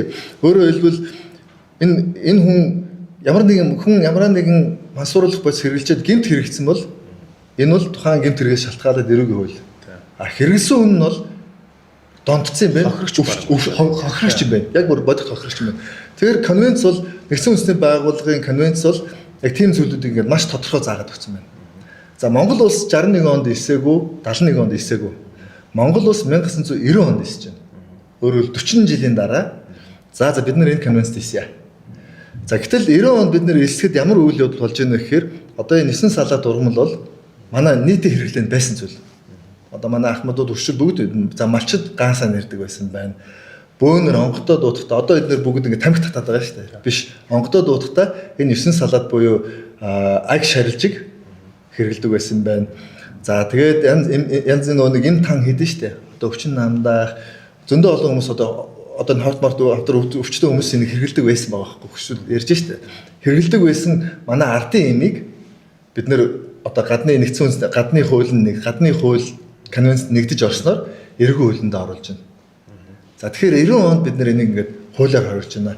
Тэгэхээр хууль гэдэг зүйл одоо хуулийн дээр бол тэнгэр байна. Хуулиас гадуур ямар нэгэн байхгүй. Тэгэхээр хууль маш тодорхой юм заасан байх хэрэгтэй. За тэгэхээр тэр хуулинд бид нар 61 оны конвенцэд 90 онд эсгэр чинь 61 онд 20-той энэ ургамал эргэн хуулинд орж ирж байна. Тэр 1998 онд бид нар анх удаа одоо манай өн эртний түүхэнд бид нэр хэрэглээд амьдарч ирсэн хүмүүс анх удаа энэ ардын имээ хууль бус болчихлоо шүү дээ. Анх удаа бид нэр залуучуудаа шоронд хийж байна. За бид нэр 71 оны конвенцэд 97 онд ирсэж байна. Тэгэхээр одоо доторх бодисноос хоригд болж эхэлнэ шүү дээ. Тэ? Өмнө нь бол доторх бодисыг гаргаж аваад им хэрэгжилжсэн бол одоо им болох болчихно шүү дээ. За ингээд энэ хуулийн дагуу ингээд явж итэл дэлхийн одоо энэ шинжлэх ухаанд өндөр хөгжсөн улс орны шинжлэх ухааны байгууллагууд, иргэд, боловсралтай хүмүүс эсэргүүцэж эхэлж байна энэ 61 оны конвенцийг. Юу гэж? Тэд нар яаж одоо нэг 4 сарын 20-ны өдөр гэж яадаг шүү дээ. 4 сарын 20-ны өдөр гэдэг дэлхийд дахнаа 420 гэдэг Facebook дээр ороход байдаг байхгүй. Тэр бол дэлхийд дахнаа энэ канабис гэж яриад байгаа одоо энэ ургамлыг, 9 салаад ургамлыг эрүүгөөс хасъя. Энэ бол гэмт хэрэг биш юм байна. Одоо арх усан үнийг шоронд жил 5 сар өмнө 8 жилээр хийдэг байлаа шүү дээ. Хийсэнтэй адилхан арх бол бүр аюултай. Гэдгийг тэмцэл өрнж эхэлж байна. Яагаад гэвэл одоо хүмүүс юу ойлгосон бэ гэхээр энийг хоригд энэ ургамлыг тэр аюултай юмнууд донд хавчулсан байх нь шүү дээ. Хавчуулж оруулсан шалтгаан юу гэхээр яг чиний түрүүний хэлдэг спиртийн компаниуд өөрийнхөө борлуулалт нэмэгдэж шүү дээ. Энийг зөвхөн 17 онд хоригсноос хойш 20 онд спиртийн борлуулалт ихссэн байна шүү дээ. За тэгээд тамхины компаниуд одоо энэ табак гэдэг чинь бид нэр татж байгаа сигарет тавьж хамгийн аюултай татвар төлдөг хамгийн мөнгөтэй компани. Тэд нэр лоббидж эхэлж шүү дээ. За тэгээд дээрэс нэмийн компаниуд яг бол хэрвээ энэ ардын имээ бид нэр хэрэглээд их юм бол одоо энэ Монголд байгаа энэ олон өвчин байхгүй болчих واخгүй. Гэтэл им авах болчих шүү дээ. Одоо энэ 25 даруйтай он 7 хоног сая гаруй төгрөгийн зардал гарахгүй болчих واخгүй. Тэгэхээр энэ том компаниуд дэлхийн том корпорациуд лоббигаар энийг шахаад байна. Энийг болио гэдэг дэлхийд дахны юм хөдөлгөөн ихэрч өрнж эхэлж байгаа. Одоо бараг 2010 онд бол маш хүчтэй болсон. За тэгээ 2019 онд Дэлхийн эрүүл мэндийн байгууллага. Дэлхийн эрүүл мэндийн байгууллага гэдэг бол нэг хүн төчөө биш шүү дээ. Энэ чинь бүх Монголын төлөөлөгч төчөө байгаа. Шинжлэх ухаан хөгжсөн бүх улсын төлөөлөгч төчөө хурал зөвлөгөө хийж гэн, бүх юмыг судалж гэн. Зөвхөн энэ ургамлч бүх юмыг судалж байгаа шүү дээ. Тэгээ тэд нар ингэ судалгаанаас юу гаргасан бэ гэхээр за энэ ургамл бол эмчилгээнд ашиглая. Энийг бол эрүүгээс хасъя. Энэ бол эмчилгээний ач тус нь маш их юм байна. Тэгээд энийг ашиглая гэдэг энэ зөвлөмжийг нэгдсэн үндэсний байгууллагаар дэвшүүлж байна. Тэгэхээр Дэлхийн эрүүл мэндийн байгууллага нүүб гэдэг бол тусдаа хоёр байгууллага шүү дээ. Тэгэхээр Дэлхийн эрүүл мэндтэй холбоотой хамгийн их шинжилгээ судалгаа хийдэг байгууллага Дэлхийн нэгдсэн үндэсний байгууллага руу тэр бусад хероин мөрөөний зөвшөөрөе гэж хэлэхгүй байгаа байхгүй юу? Зүгээр л энэ ургамал, канабис гэдэг энэ ургамлыг 61 оны тэр 20-д жагсаалтаас гаргая. Зөвхөн тэр 20-д жагсаалтаас хасчихвал юм бол шууд эмчилгээнд ашиглахыг зөвшөөрсөн хоёр конвенц байгаа байхгүй юу? За тэгвэл нэгдсэн үндэсний байгууллага 2020 оны 12 сарын 4-нд баха. 20-нд шүү би андарч шүү. Конвенц дахиж хуралдаад тэгээд 1961 оны одоо бидний түрүүний хэлдэг 4-р конвенцэд 4-р бүлгээс тэр 4-р байгаа нь бусад 20 юмд бол хэвээр байгаа. Энэ канабисыг хасж байгаа. Одоо л чинь тэгэхээр тэгвэл хасангууд дэлхийн айгүй олон орнууд зөвшөөрсөн шүү дээ. Зөвшөөрсөн ч яг зүгээр зөвшөөрөх биш зүгээр эрүүгээс хасж байгаа. Энэ бол эрүүгийн гэмт хэрэг биш ээ. Тэгэхээр чи нөгөө хуулиндаа зөвшөөрөгдсөн болчихж байгаа. Үгүй зөвшөөрөгч биш. Одоо тэгвэл дахиад конвенц харна шүү дээ. За тэгвэл 61 оны конвенц чинь юу гэж өгнө гэхээр 4-р жагсаалтанд 20-той, 1-р жагсаалтанд хяналтын доор эмчилгээ судалгаанд ашиглахыг зөвшөөрнө гэдэг конвенц байна. Тэгэхээр зүгээр хэрэглээ гэсэн үг. Шууд зөвшөөрөх бол биш шүү дээ. Тэгэхээр хяналтын доор бичгтээ хэрэгж хэрэглээдэг гэдэг тийм. Хяналтын доор эмчилгээ судалгаанд хийхийг зөвшөөрнө гэдэг нь энэ өвчтөе хүмүүс хэрэгтэй зүйл байна гэдгийг л баталж байгаа. За канабис гэдэг нэг төрлийн ургамал байна. Тэ? Канабис гэдэг төрөл юм байна. За энэ дотроо хоёр өөр төрлөөд юм байна. Дотроо адилхан канабис гэхдээ хоёр өөр. Нэг нь болохоор хемп гэдэг ургамал юм байна. А нэг нь марихуана юм байна. Тэ? Би бол марихуаныг зөвшөөрөх гэж би ерөөсөө хэлж болохгүй нэ л аюултай. Ягаад марихуана аюултай гэхээр марихуана бол тэр нэг THC-г төрөний ярьсан тэр бодис маш хүчтэй. Өндөр. Одоо спиртээр ярих юм бид нар водкагаа шууд харьцуулаад ярьчих л да. Марихуана нь бол водка, а хемп нь бол пив гэл одоо шимээ арих гэл ойлгож байгаа. Тэ энэ хоёр өөр угаастай тий.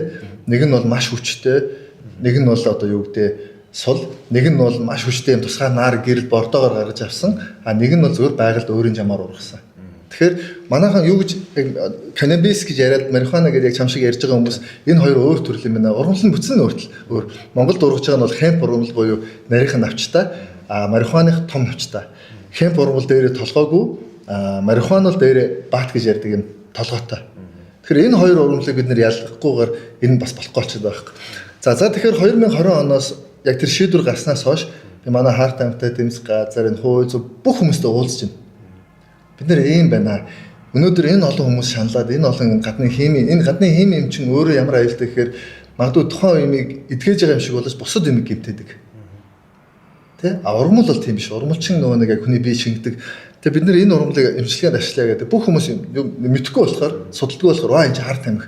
Тэгээ би хэлж Харт амх гэдэг монгол хэлэнд энэ нэр томьёо ямар үед бий болсон бэ гэхээр Харт амх гэдэг зүйл бол одоо энэ Афганистанд ургадаг опиумыг Харт амх гэдэг байхгүй.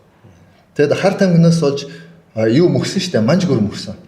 Манжууд яасан бэ гэхээр энэ хоёлаа нөгөө үнцэн асуулт руу асуултсаар авчлаа. За хоёлаа хемп нэрийн бий буруу хэлсэн юм байна. За хемп гэдэг төрлийнх нь ургамлыг хоёлаа ярил л да. Бас саяныхыг би тайлбарлахгүй байна. Хемп гэдэг төрлийн ургамлыг та Монголд зөвшөөр хуулийн дагуу ч гэдэг юм уу те? Эсвэл одоо эмчийн хяналтанд дор ашиглахыг дэмжиж гин үү? Эсвэл үгүй юу гэдгийг л байна. Үгүй чи маш яарад байна. Яагаад яарад байна гэхээр одоо нөгөө нэг ямар нэг юм маш танаас яг чистний хариулт би хүсэж байгаа хүмүүс байгаа шүү дээ. Ийм байгаа байхгүй. Одоо өнөөдөр хүмүүс ийм болцсон. Ингээд Facebook өнгөсөр хагаад шууд гарчгаан хараад юм ингээд өгнждэг. Болно гэж юм болохгүй гэж юм. Одоо миний жишээлбэл би сая марихуана хемп гэж хоёр урлагийн ялгаа байдгийг тайлбарлаж өгөхгүй бол гарчгаар харсан энэ Харт амх сурч байна. Гэтэл би ч Харт амх гэж монгол хэлэнд Харт амх гэдэг яагаад монгол хэлэнд байдаг вэ гэхээр энэ нөгөө нэг намуу цэцэг гаргаж авдаг зүйлийг монголчууд Харт амх гэдэг юм аа. Хэрвээ манай хөгшчүүд ганц нэхээр Харт амх татчихсан гэж ярихгүй шүү дээ. Тэгчмэл бид нар энэ одоо шил шар журмууд татчихсан үнийг Харт амх гэж хэлэхгүй шүү дээ. Тэгэхээр Харт амх гэдэг ямар томьёо бий байсан бэ гэхээр энэ намуу цэцэг одоо Афганд ургадаг намуу цэцэг дотор байдаг тэр опиум гэдэг бацаад байхгүй. Тэр опиум бол мансуур маш хүчтэй мансууруулагч. Тэгээ энийг бид нар Харт амх гэдэг байсан байхгүй. Тэгээ яасан гэхээр Английн их гүрэн энтгэгд энэ опиумыг маш хэмжээгээр тариад тэг хятад руу ингээд манж руу нийлүүлээд манжийг одоо Харт амхны юм юунд тал унаасан байхгүй. Миний үчис яг одоо сонсож байгаа. Яг бол энийг анханаас нь зөв ойлгохгүй дүүнер буруу ойлголтоор буруу юм яваад байвал миний ярьж байгаа зүйлийг буруугаар ойлгох гэдэг байна. Тэгэхээр энийг бид нар одоо энийг ойлгож ижил хандлага тогтоохгүй бол буруу ойлголттой олчвол болохгүй шүү дээ. За тэгэхээр манж гүрэн мөнхөд нөлөөсөн олон шалтгааны нэг бол энэ Харт амх байхгүй. Яг бол бүгд ингээд Харт амх дээр нэг кино мөндүүд ш ингээд тэгээд тэр Харт амх нь манжаас Монголд ирсэн. Одоо чи аав ээжмээ өвөөс асуул хэлнэ. Монголд амьдарч байсан бүх цагааш хятадууд хужаанаар байна шүү дээ, тэ. Дандаа хашаанд намуу цэцгийг тариад тэрийг ингэж юм урт юугаар ингээд татаад ингэж мансуурт байсан байхгүй. Бараг 50-60 он хүртэл байсан шүү. Тэгэхээр тэрийг бол Харт амх гэдэг байгаа байхгүй. Тэгэхээр манай өвөг дээсийн байглаас хэрэгжилжсэн ургамлыг гадны хүмүүс хурж ирээд Харт амхаа гэдэг ингээд буруу нэрлээд эсвэл бид нөө өөрсдөө буруу ойлгоод явцсан байгаа байхгүй. Тийм байгааз. За тэгэхээр энийг Харт амхч мангар олон төрөл байгаа шүү дээ. Тийм. Яг биднэрт мэдэгдэж байгаа хамгийн ихний нэр томьёол бий болсон шалтгаан Харт амхч опиумыг яриад байгаа байхгүй. За Монголд болохоор за ингээд 20 оноос хойш би ингээд тэмцэж байна. Ярьслууд нэр өгч, намайг дээр хууль бусаар ингээд шалгаж малгаж जैन тий. За тэнгууд нэг гэр бүлийн асуудал болсон зовсон. За тэгээд дараагийн асуудал юу болж байна гэхээр намайг баримтлага хийх, ердөө намайг шоронд хийх нэг юм бодлого явж байна.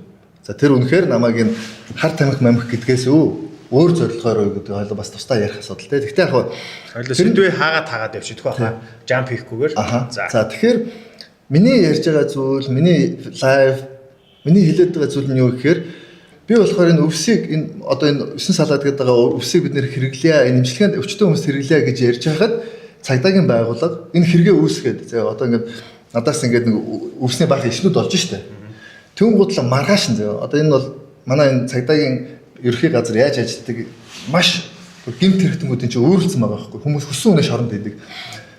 Тэр ургамал альж айлд одоо та студид чинь ургамал байна шүү дээ. Зөв ногоон ишнүүд нь юу тодорхойгүй. Тэнгууд энэ Харт амхч ингээд улс даяар зарлчихна. Шүүх шийдвэр гаргаагүй гэмтрүүтэн тогтоод байгаа. Тийм шүүхээс өмнө эн чинь шинжилгээ гэж байгаа шүү дээ. Шүүх шинжилгээ гэж юм байгаа шүү дээ. Тэр чинь авиж үзэхээр энэ муу юм уу муу ямар төрлийн ингэж байх хэрэгтэй шүү дээ. Би чинь ягаад надад шинжилгээгээр юм илэрхгүй байна. Миний бид юу ч байхгүй байхад тэдний наваа сулах ёстой шүү дээ. Тэ? Тэгэхэд би хэлж шít. Гөөгөө би хэрэгэлсэн юм аа. Хэрэг үүсгөөд өгөөч ээ. Яг л би энэ хуулийн дагуу энийг шийдчмээр шүү дээ. Тэгэхгүй энэ олон залуучуудаа шоронд хийгээд энэ олон өвчтөе хүмүүсийг эдгэж болохоор байтал одоо сүүлийн 3-4 сарын дотор би 2-3 хүн алдчих шít. Эдгэж болохоор байтал алдчих шít. Тэгэхээр надад тэмцэх шалтгаан байгаа байхгүй. Тэгээ энэ хэрэгээ би өөрөө үүсгүүлээд Би хэрэгэлсэн. Надад шинжилгээгээр гарахгүй бид олдохгүй болохоор хэрэг үүсэх арга байх намайг явуулах хэрэгтэй шүү дээ. Та бүр яг сайн дураараа. Гэхдээ сайн дураар тэр нэг асуудал яг тэр бас нэг тусдаа нэг асуудал байгаа. Гэхдээ намайг шалгах гээд аваад очиж чинь бид байхгүй шинжилгээгээр илэрхгүй. Тэгэхээр миний нөө зорж исэн яриад байгаа юм болохгүй нэ да. Тэгэхээр би мэдүүлэг эргүү хэрэгээ үүсгэхийн тулд би хэрэгэлсэн юм 9 салаатыг хэрэгэлсэн юм аа. Өчн намдах зорилгоор ямар зорилгоор хэрэгснээс би тайлбарлаад хэлсэн. Тэгэхээр таны эхний санал болохоор энэ боцоо нэгдүгээр ялгаж салгая. Тэгээд энэ 9 салаат буюу Монголд ургадаг нь бол аюулгүй. Энийг имчилгээний зорилттой ашиглаж судлаа. Тэгээд ингээд имчилгээний зорилттой ашиглая гэж хэлж байгаа санаа мөн үү? Мөн. За тэрнээс ч тэр Америк заргаж байгаа марихуана биш шүү гэж хэлж байна зөө. Энийг болохоор би яагаад ингэж тодруулж сууж яах хэрэг үзэж шүү дээ. Энэ ийм байна да.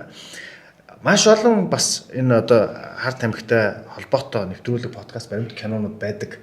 За энэ Netflix-ээр та бүхэн ороод үзсэн ч болно. Энэ марихуана гэдэг бодисыг одоо Америк зарагддаг нь олон улсад зарагддгийг энэ чинь дотроо бодисны тунгаараа ч гэдэг юм янз бүр байгаа шүү дээ. Энэ юу гэдэг вэ гэхээр энэ gateway drug гэдэг байгаа байхгүй. Марихуана хэрэглээд дараа нь ийм гоё мэдрэмж авдсан юм байна, ийм гоё байдгийм байна. За тэр чинь мэдээж магадгүй өндөр тунтай байж болно шүү дээ. За тэгэнгүүтээ дараагийн одоо тэр экстаси босод одоо төрлийн кокаин ч гэдэг юм маш олон төрлийн бодисууд байгаа. Химийн гаралтай драгууд байгаа. Одоо Монголд бол маш их зарагдаж байгаа. Маш их одоо энэ аюултай болчиход байгаа нь бол мөс гээд байгаа тийм. За энэ одоо аюултай. Тэгээд одоо нөө хүүхдүүд чинь гар хүлээ тайруулаад ингэ яваад шүү дээ тийм. За одоо бүр тарьдгууд нь байна тийм. Тэгэхээр ийшээ эн чинь ингээд дамжин өнгөрөх гүүр гэдэг шиг юм болчихгүй бидтэй гэдэг айдс байгаа байхгүй юу хүмүүсийн хувьд. Миний хувьд бас тийм айдс байгаа. Маш олон эцэг эхчүүдийн хувьд тийм айдс. Энэ аюул бол байгаа. Энэ бол аюул байгаа. Тийм учраас конвенц дээр юу заасан байна гэхээр хяналтын дор гэдэг байгаа байхгүй юу. Эмчилгээнд хэрэглэж байгаа хүмүүс бол хяналтын дор эмчилгээ судалгаанд хийхийг зөвшөөрсөн конвенц байхгүй юу. 61 онд хэрэглээрэй гэж байгаа биш. Зарим улсууд зөвшөөрчд байгаа шүү дээ. Яг гэвэл зарим улсууд одоо шил Америк нэр Канад ягаад зөвшөөрсөн гол шалтгаан юу гэхээр фентанил гэдэг юм мансууруулах бас Хятадаас очоод одоо өнөөдөр Америк Европыг өстой бүр гэдэг бүр эзэлчихэд байгаа байхгүй. Одоо нэг гудамж нь ийм болсон хүмүүс байгаа шүү дээ тий. Зомби болсон. Тий, зомби болсон. Тэр тахал гараад ирэнгууд тэдний засгийн газрууд юу шийдэж байгаа гэхээр за энэ аюултай мансууруулах бодисоо болоод энэ өвсөгийг зөвшөөрч яа. Энэ марихуан ч юм уу одоо канабисыг зөвшөөрч. Тэгвэл хүмүүс энээс татгалсан гэд зөвшөөрч байгаа байхгүй. Тэгэд энэ бол үр дүнгээ өгч байгаа. Одоо жишээл анх Португал улс ч гэсэн мансууруулах байц. Тэр нэг одоо энэ харт аймаг мансууруулах байц одоо 9 салаад гэдэг ягаад ялгаад яриад байна гэхээр энэ буруу нэр томьёоноос болоод хүнийг буруу цагдаагийн ерөнхий газар хэвлэл мэдээллийн алба намайг мансууруулах байц одоо олцсон гэдэг ичгээр хэвлэл мэдээлсэн намайг мансууруулах байц гэдэг нөгөө нэг шууд зүйд хариуд тавьж байгаа гэдэг чинь эн чинь бас л мэдээлэл гүйцэтгэлийн асуудал байхгүй. Цагдаа нар нь өөрсдөө юу хэлж байгааг мэдэхгүй гэсэн үг шүү дээ. Тэгэхээр энэ нэр томьёо мансууруулах байц гэдэг бол тусгай лабораторид гаргаж авдаг сэтгцэн нөлөөд зүйлийг мансууруулах хэсэг гэнэ. Ингээл ойлгочих. Одоо энэ дүүнер зөндөө бол намайг үзэж одоо энэ нэвтрүүл үзэж байгаа шүү дээ. Тэг би нэг сурчлаад байгаа ш. Миний одоо энэ номууд бүх бот номууд дээр би нэг бүрчлэн гэж тайлбарладаг байхгүй. Спирт гэдэг бол ийм төрлийн мансууруулах үйлчилгээтэй. Сигарет ийм төрлийн, хероин гэдэг бол ийм төрлөөр. Гэхдээ би яаж тайлбарладаг вэ гэхээр ямар нэг юм заавал олон талтай байдаг. Энэ бүх юм эмчилгээ одоо жишээлбэл бид нэр хероин гэдэг бас байдаг те санжаа нөө тариа амар аюултай 70-80 онд Америкийг байхгүй болчихсон те. Гэтэл хероин чинь эмчилгээний нэр нь болохоор морфин шүү дээ. Тэгэхээр хероинийг ямар аюултай муу цуу гэд хориглочих юм бол Монголд морфин байж болох болчих байхгүй. Гэтэл конвенц дээр морфин бол энэ конвенцийн дагуу ийм хяналтын дор одоо морфиныг бол эмийн сангаас авч явуулна шүү дээ. Нэг юугаар бичгээр авдаг шүү дээ те. Гэтэл морфин бол хамгийн хүчтэй мансууруулах байсан байхгүй. Тийм үү. Тэгэхээр одоо бүх юмыг маш сайн зөв ойлгож сурахгүй бол буруу ойлголтгүй үйл бүр аюултай байхгүй. Аль нь үзий гоё юм гээ те. Тэгээ саяны чиний хэлдэг тэр одоо нөгөө нэг Америкт очил марихуан үзсэн дараагийн шат руу ордог гэдэг байгаа чинь нэг бодлын үнэн. Гэтэл марихуан чинь ердөө мансуурал дандаа юунаас эхэлдэг вэ гэхээр алкогол, сигаретээс эхэлдэг. Одоо бид нэр сигарет тамхи татлаа энэ чинь масал мансуурд онтож байгаа гэсэн үг. Тэгэхээр ямар нэгэн байдлаар одоо энэ канабисээс gateway drug болдог гэсэн шинжлэх ухааны үндэстэй ярьж байгаа шүү. Дэлхийд ганц ч тийм нотлохоо байхгүй. Эмийг бол нотлохотой ярих хэрэгтэй. Дээрээс нь энэ дон гэдэг асуудал бол гинт хэрэг биш. Дон гэдэг бол тухайн хүний өөрийн онцлогоос шалтгаалаад одоо өөр байдаг. Магадгүй зарим хүмүүс мансууруулах хүч хэрэглээ, тэрэлгүүдээ хэрэглээ, тэрэлэхгүй байждаг хүмүүс бас байна. А зарим хүмүүс нэг орохоор бар амьдралаа алддаг хүмүүс байна. Тийм байна. Тэгэхээр энэ бүхэн дотор ангилалтай байгаа байхгүй. За хоёлаа одоо дараагийн сэдв рүүгээ буюу 9 салаатаасаа гараад ерөөдөө аль альных нь поинтуудыг та бүхэн ойлгоцсон ба. За дуусгах байж байгаа. За энэ 9 салаад дээ. 9 салаатаа бол. За тэгээд үндсэндээ миний тэмцээд байгаа зүйл нь хэд хэдэн тэмцээ. Одоо өмнө нь болохоор би яадаг байсан бэ гэхээр зөвхөн энэ 9 салаатыг эмчилгээнд ашиглая. Ингээ хуулиндаа өөрчлөөд. Ингэснээр бид нэр олон түн буман өвчтөй хүмүүс. Энэ чинь 200 гаруй өвчин гэдэг чинь. Одоо энэ аутизмтай хүмүүс одоо манай өмгөөлөгч эгч байна. Хүүхэд аутизмтай 30 жил болсон. Эм чинь эмийн үйлчлэгээ болцсон гэж байгаа байхгүй. Одоос та бүр там болж байна. Тэгээ би судалгааг үзвэл одоо энэ интернет дэлхийд одоо бүх юм нээлттэй. Интернетээс ороод үзэхэд аутизмтай хүн энэ эмийг хэрэглээд ямар зовлон үзгээр жирийн амьдарч байна. Альцгеймер гэдэг нөгөө юуг алддаг хүмүүс байдаг шин одоо мэдлэгээ юуг алддаг. Та тэр судалгааг надад өгчөөрэй. Би энэ YouTube-ийн линкнүүд ороод. Интернет бүх юм байгаа. Интернетээр одоо ChatGPT манайхаа ч одоо ингээд бүх юмд ингээд тэгэхээр яг хэрэгцээтэй итгэдэг болчиход шүү дээ. Яг судалсан хүн гэдэг өөрөлдөө тэгэд интернет ороод тэгэхээр миний хэлж байгаа зүйл нэгдүгээр асуудал бол юу яана. Энэ канабис ургамлыг Монгол улс хэрэг үндсэн хуульдаа бас муу юм бол үндсэн хууль нь заасан Монгол улсын нэгдэн орсон олон улсын гэрээ конвенц дотоодын хуулийн аль үйлчнэ гэдэг энэ бүхэлдээ юм зүйл ба шүү дээ. Тэ? Энийг дагдаг улс муу юм бол тэгээ бид нар олон улсын конвенцэд эсэж орсон юм бол тэр конвенцийн шийдвэрийг Монгол улсад дагаад энийг эрүүгээс хаасаа. Энэ үс хэрэгсэн залууг шоронд хийдэг бол буруу. Тэ? Энэ донтцсон бол энийг яг л шар хаджгийн эмнэлэг байгуулаад энийг эмчлэх хэрэгтэй. За нэгдүгээр зорилго нь. За хоёрдугаар зорилго нь энэ нэг эмчилгээний газруудыг байгуулаа. Бид нар одоо энэ зөвхөн би канабисын тухай ярьж байгаа биш. Ямар нэгэн хүн юм донтчих юм бол тэрийг эмчлэхгүй бид нэр цааш төлөж болохгүй байхгүй. Тэ? Тэгэхээр эмчилгээний газар байгуулъя. За гуравт надтай холбоотой энэ гэмт хэрэг чинь намайг байхгүй ганцхан зүйл ангаар ялахын тулд цагдаа, прокурор, шүүх, улсын өмгөөл, хүний эрхийн комисс 5 6 улсын байгууллага бүгд миний эсрэг ажилласан шүү дээ. Тэгэхээр энэ хэргийг дахиж сөхөд энийг гэмт хэрэг буруутай хүмүүст хариуцлага тооцооч. Энэ чинь хуультай ус шүү дээ. Тэгээ хүнийг бүхлүүтэн би чинь нэр хүнд ид чинь энэ 95 6 оноос хойш би намаа гэдэг энэ ямар их юм бүтээсэн. Тэгсэн чинь энийг зүгээр эднэр ингээд шоронд хийх тийм юм болгочих жоох байхгүй. Тэгэхээр энэ асуудлыг шийдэж өгөөж энэ зорилготой байгаад байгаа. За тэгэхээр эрхэм мэнд үзэгч сонсогчдоо яг одоо Жошогийн подкастын эпизод 10 үргэлжилж байна. Бид нар та бүхний сайн мэдих Монгол бадарчин Амай ахтайгаа ярилцж байгаа. Тэгэхээр өнөөдрийн манай подкаст зөвхөн сошиал платформудаар та бүхэнд хүрэхээс гадна Улаанбаатар хотын 88.8 радио, Дархан хотын Эхлэл радио, мөн Эрдэнэтийн Эрдэнэтийн дуу хоолой радиоор давхар цэгдэж байгаа. Радио сонсож байгаа сонсогчдоо бас энэ өдрийн мэндийг хүргэе. Josh's podcast гэд бичгээр та бүхэн энэхүү подкастыг бүр эхнээс нь сонсох боломжтой. Өнөөдөр бид нэр далд байдаг хэрнээ, илд байдаг сэдвийг нэг нээлттэй сайхан ингээд задлж ярьж байгаа шүү. За энэ бол маш олон хүмүүсийн одоо заримийнх нь бол шүүмжлэг авах бах. Гэхдээ заримийнх нь бол бас эн чинь бас байж болох өнцгүүд байна шүү гэдэг бас мэдээлэл датануудыг өгч байгаа гэж бодож байна. Ингээд хэсэг хугацааны дараа эргээд уулзцгаая. За ингээд та бүхэндээ Philips брендийн бүрэн автомат кофе машиныг танилцуулах гэж байна. Гэр болон офисын хэрэглээнд илүү тохиромжтой, нэг цэнэглэлтээр 20 аяга кофе гардаг. Бүх үйлдэлүүд нь маш ойлгомжтой. Кофеныхоо үрийг дээд таг руу хийж цэнэглэнэ. Аль хэдийн нунтгалцсан үртэй бол энэ жижиг тагаар нь кофега хийх нь байна. Усны помп буюу усны саваа бид нэр цэнэглэх хэрэгтэй байгаа. Ихэвчлэн ер нь талаас дэшээ устаа байвал илүү зүгээр байдаг. За ингэ бүгдийн хамтаа кофеныхоо машиныг асаацгаая. За эхний үйлдэл бол эспрессо кофений үйлдэл. За американо, латте, за мөсөө өөрүүлэх эспрессо дээрээ дарлаа. Play төвчлөрийг дарна.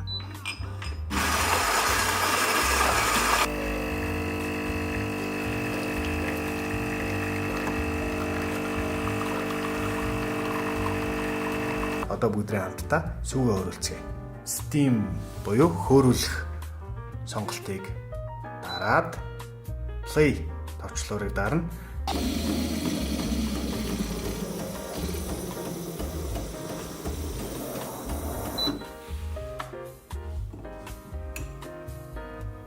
За ингээд бидэнд кофе маань болон сүү маань бэлэн боллоо.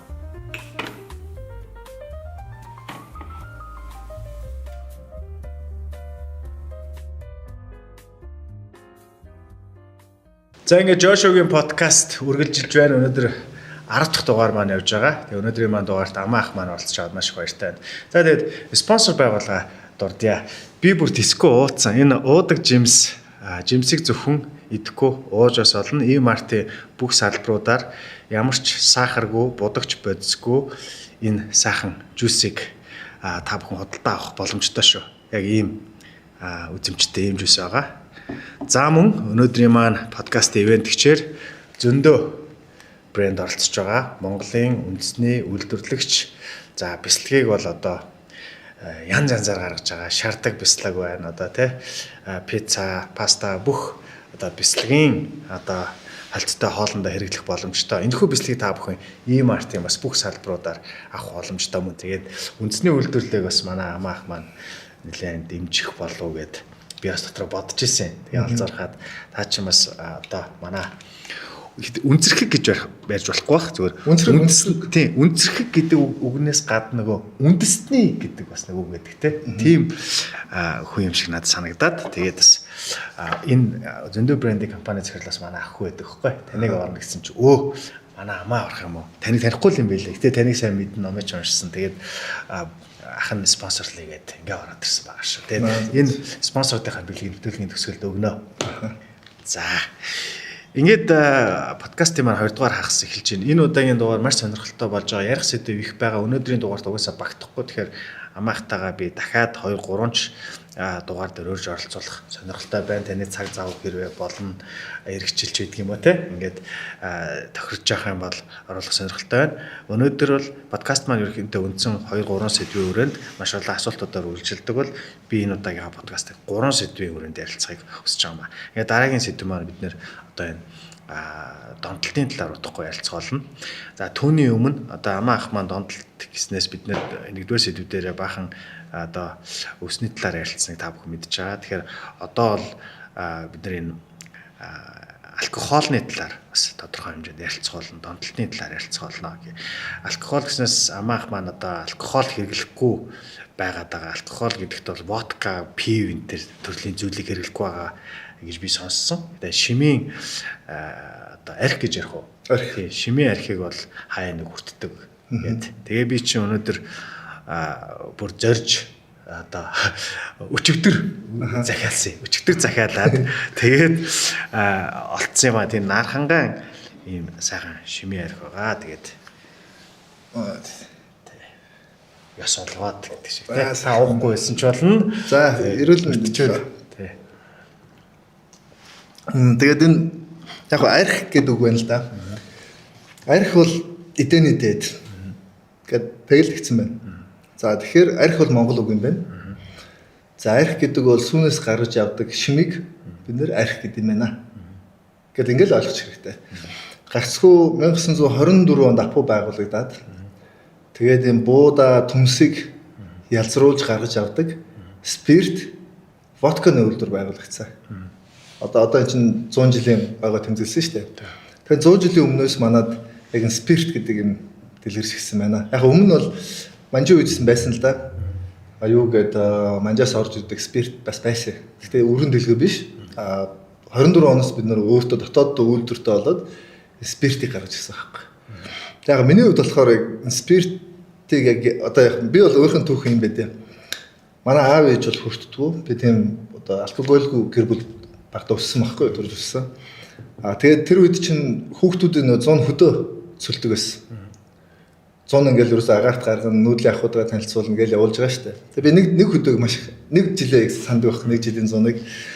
Яасан гэхээр нэг эмээ өөдөр байжгаад малд яваад тэгээд борон цохиулаад. Тэгээд нэг орой ингээд бүр даарцаа аваад ирсэн. Ингээд амар даарц. Тэгэл эмээ галынхаа исүүс өвөө хоймор тэгэл ганцаа байгуулсан сууж. Тэгэл өвөөдөг чи нэмээд эмээ заана энэ хөвд даарчлаа хувцас ингээд солиё гэл хотын хөвд даарчна гэл хотынхан манай чинь жоохон бээр талдаа шүү дээ. Дандаа парн байранд байдаг. Хотын хөвд даарчна гэл гэсэн чи өвөө за л хурын хувцас өмсөлчих те. Тэгээд яа энэ архинаас хийж өг гэдэг. Хэдэн сте шин? За нэг 11 2 нартай ч юм уу. Яг хөдөө бол энэ архиг бол жоох хөвгтс өгдөн шүү дээ 5 6 настай хөвгт. Гэтэ мэдээж архичин дотор олон янз байгаа. Водкаг бол ерөөсөө яриаггүй юм байна. Водка харин мэлж штэ. Тэгэхээр 24 оноос хойш манай спиртийг спиртийг устдаа холихоор водка болж байгаа шүү дээ. Одоо энгийнээр ярих юм бол те. Тэгэхээр водкаг манад анх үйлдвэрлэж гар зарахтаа арх гэж ярилцсан байгаа даа байхгүй юу? Бидний тэгээд хүүхэд багт чинь тэгээд 11 настай багт 11 10 ч юм уу тэр хавцаал. Тэгээд даарсан байсан чинь өвөө алуу энэ арх хийж үг гээд. Тэгээд нөгөө нэг хүртчихсэн архаас одоо аян хийж өгөөд тэгээд шууд уулгасан. Тэгэл би нөгөө нэг эмээгийн дээлийг нөмөрсөн ингээд галын хажууд ингээд сууж байгаа байхгүй юу? Зуухны өмнө. Тэгэл ингээд суужсэн чинь гинт ингээд дотор ихгүй дулаахан болвол маш гоё болвол тий. Тэгээд ингээд гал гэдэг юм удаашрал. Ингээд маш удаан юм дүрсчээл. Тэгэл би пөөх ямар гоё юм бэ гэдэг. За тэгээд энэ бол миний ихний донтолт болж байгаа гэсэн үг. Одоо энэ чи би таалагдчих чинь гэдэг чинь донтол болж байгаа шүү дээ тий. гэсэн үг юм а тий. За тэгэл маргааш нь нөгөөдөр би асуулаа ахнараас. Өвөө надад тэр уудаг ахнаасаа хийж өглөө. Тэгээд юм гоё болсон гэсэн чи энэ масурж байгаа юм гинэ.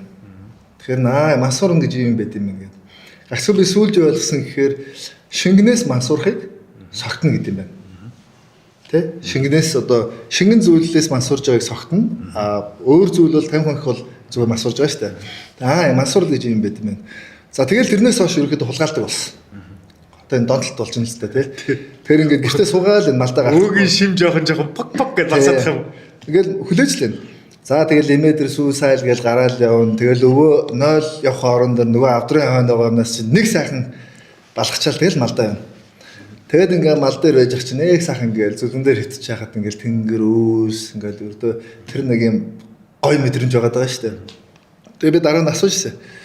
Энэ ингээд нэг гоё мэдрээд энэ юу юм бэ гэхээр энэ амрыг мэдэрч байгаа юм гинэ. Амар гэж юм мэдэрч байгаа юм. Тэгээ надад юу тайлбарласан гэхээр Монгол хүний хувьд хамгийн чухал зүйл бол амар үд гинэ. За тэнгэр шүтэнтэй бид нар чинь 3 ертөнцид зэрэгцэн оршдог ертөнцид амьдардаг. Тэнгэр шүтэнтэй бид нар дэлхийн ихийг бол диважин гэдэг. Ягаад гэвэл тэнгэрт бол зөвхөн сүнслэг ертөнц байгаа, оюунлаг ертөнц байгаа. Гэхдээ бидлэг ертөнц байхгүй. Бидлэг ертөнцийн гоё хоол, уун, цархад ч юм уу байхгүй. Тэгэд энэ дэлхийн ихтэй бид нэр түрээд энэ бидлэг сүнслэг ертөнцийн гоё юм мэдэрдэг учраас бид нэр дэлхийн ихийг диважин гэдэг. За тэгээд одоо ингээд амьдралын одоо энэ амьдралын утга учир юм уу нэг одоо юу нэлээ амьдраад байгаа гэдэг юм байна шүү дээ тий. Тэнгууд л ингээд сүүл яг дараа ойлгосон зүйлүүд л энэ би ингээд хайлт яваад байгаа шүү юу болоод байгаа тэр амар гэж юу яриад байгаа юм бэ гэдэг. Тэгсэн чинь ингээд бидлэг ертөнцийн амьдралын утга учир бол үр удмаа болдог. Бид нэр амтан учраас гинэ. Амтан учраас бид нэр үр удмаа үлдээж бид нэр амьдралын одоо энэ утга учирыг олдог гин. За сүнслэг ертөнцид бол аз жаргалыг мэдэрч ээж амьдралын утга учирыг олдог гин. Оюунлаг ертөнцийн хувьд бид нэр амрыг мэдэрч ээж одоо энэ аз жаргал одоо амьдралын утга учирыг олдог гэж байгаа юм. Тэгэхээр амар гэж ямар юм байд юм бэ гэдэг тэгэхээр энэ бидлэг сүнслэг оюунлаг ертөнцийн яг голыг олчих юм бол амрыг мэдэрдэг юм. Тэгэхээр одоо бид нар монгол хэлэнд чинь монгол хэлний мэдлэгээ чинь 3 шаттай байдаг шүү дээ. Жирийн ярианы одоо шил сайн уу? За дунд хэлбэрийг бол сайн байна уу? Хүндэтгэлийн хэлбэрийг бол амар мэндөө. Амархан сайн байна, амар мэндөө тий. Өөр мэнд амуур тий. Өөрөөр хэлбэл та мэндээ бас амраа олсон л гэсэн үг шүү дээ. Та амрыг олсон байна уу? Бидлэг ертөнцийн хоол нүүр хүүхэд асуудалгүй сүнслэг ертөнцийн одоо сэтгэл санаад амар амгалантай оюунлаг ертөнцийн зов хэмгүү та ингээд амрыг олсон байна уу? Тэгэхээр амар гэдэг юмыг олох бол монгол хүний хувьд хамгийн тэнгэр шүтэнтэй өнөд хамгийн чухал байд юм байна л да. Тэгэд энэ сархад одоо бидний ярьж байгаа нарх бол бидний тэр амрыг өгд юм байна. Гэдэг би ингээд ойлгочихж байгаа. Тэгээ багасаа ерөөхдөө нэг юм архинд бол их тийм дуртай. Тэгтээ тэгж их донтдог.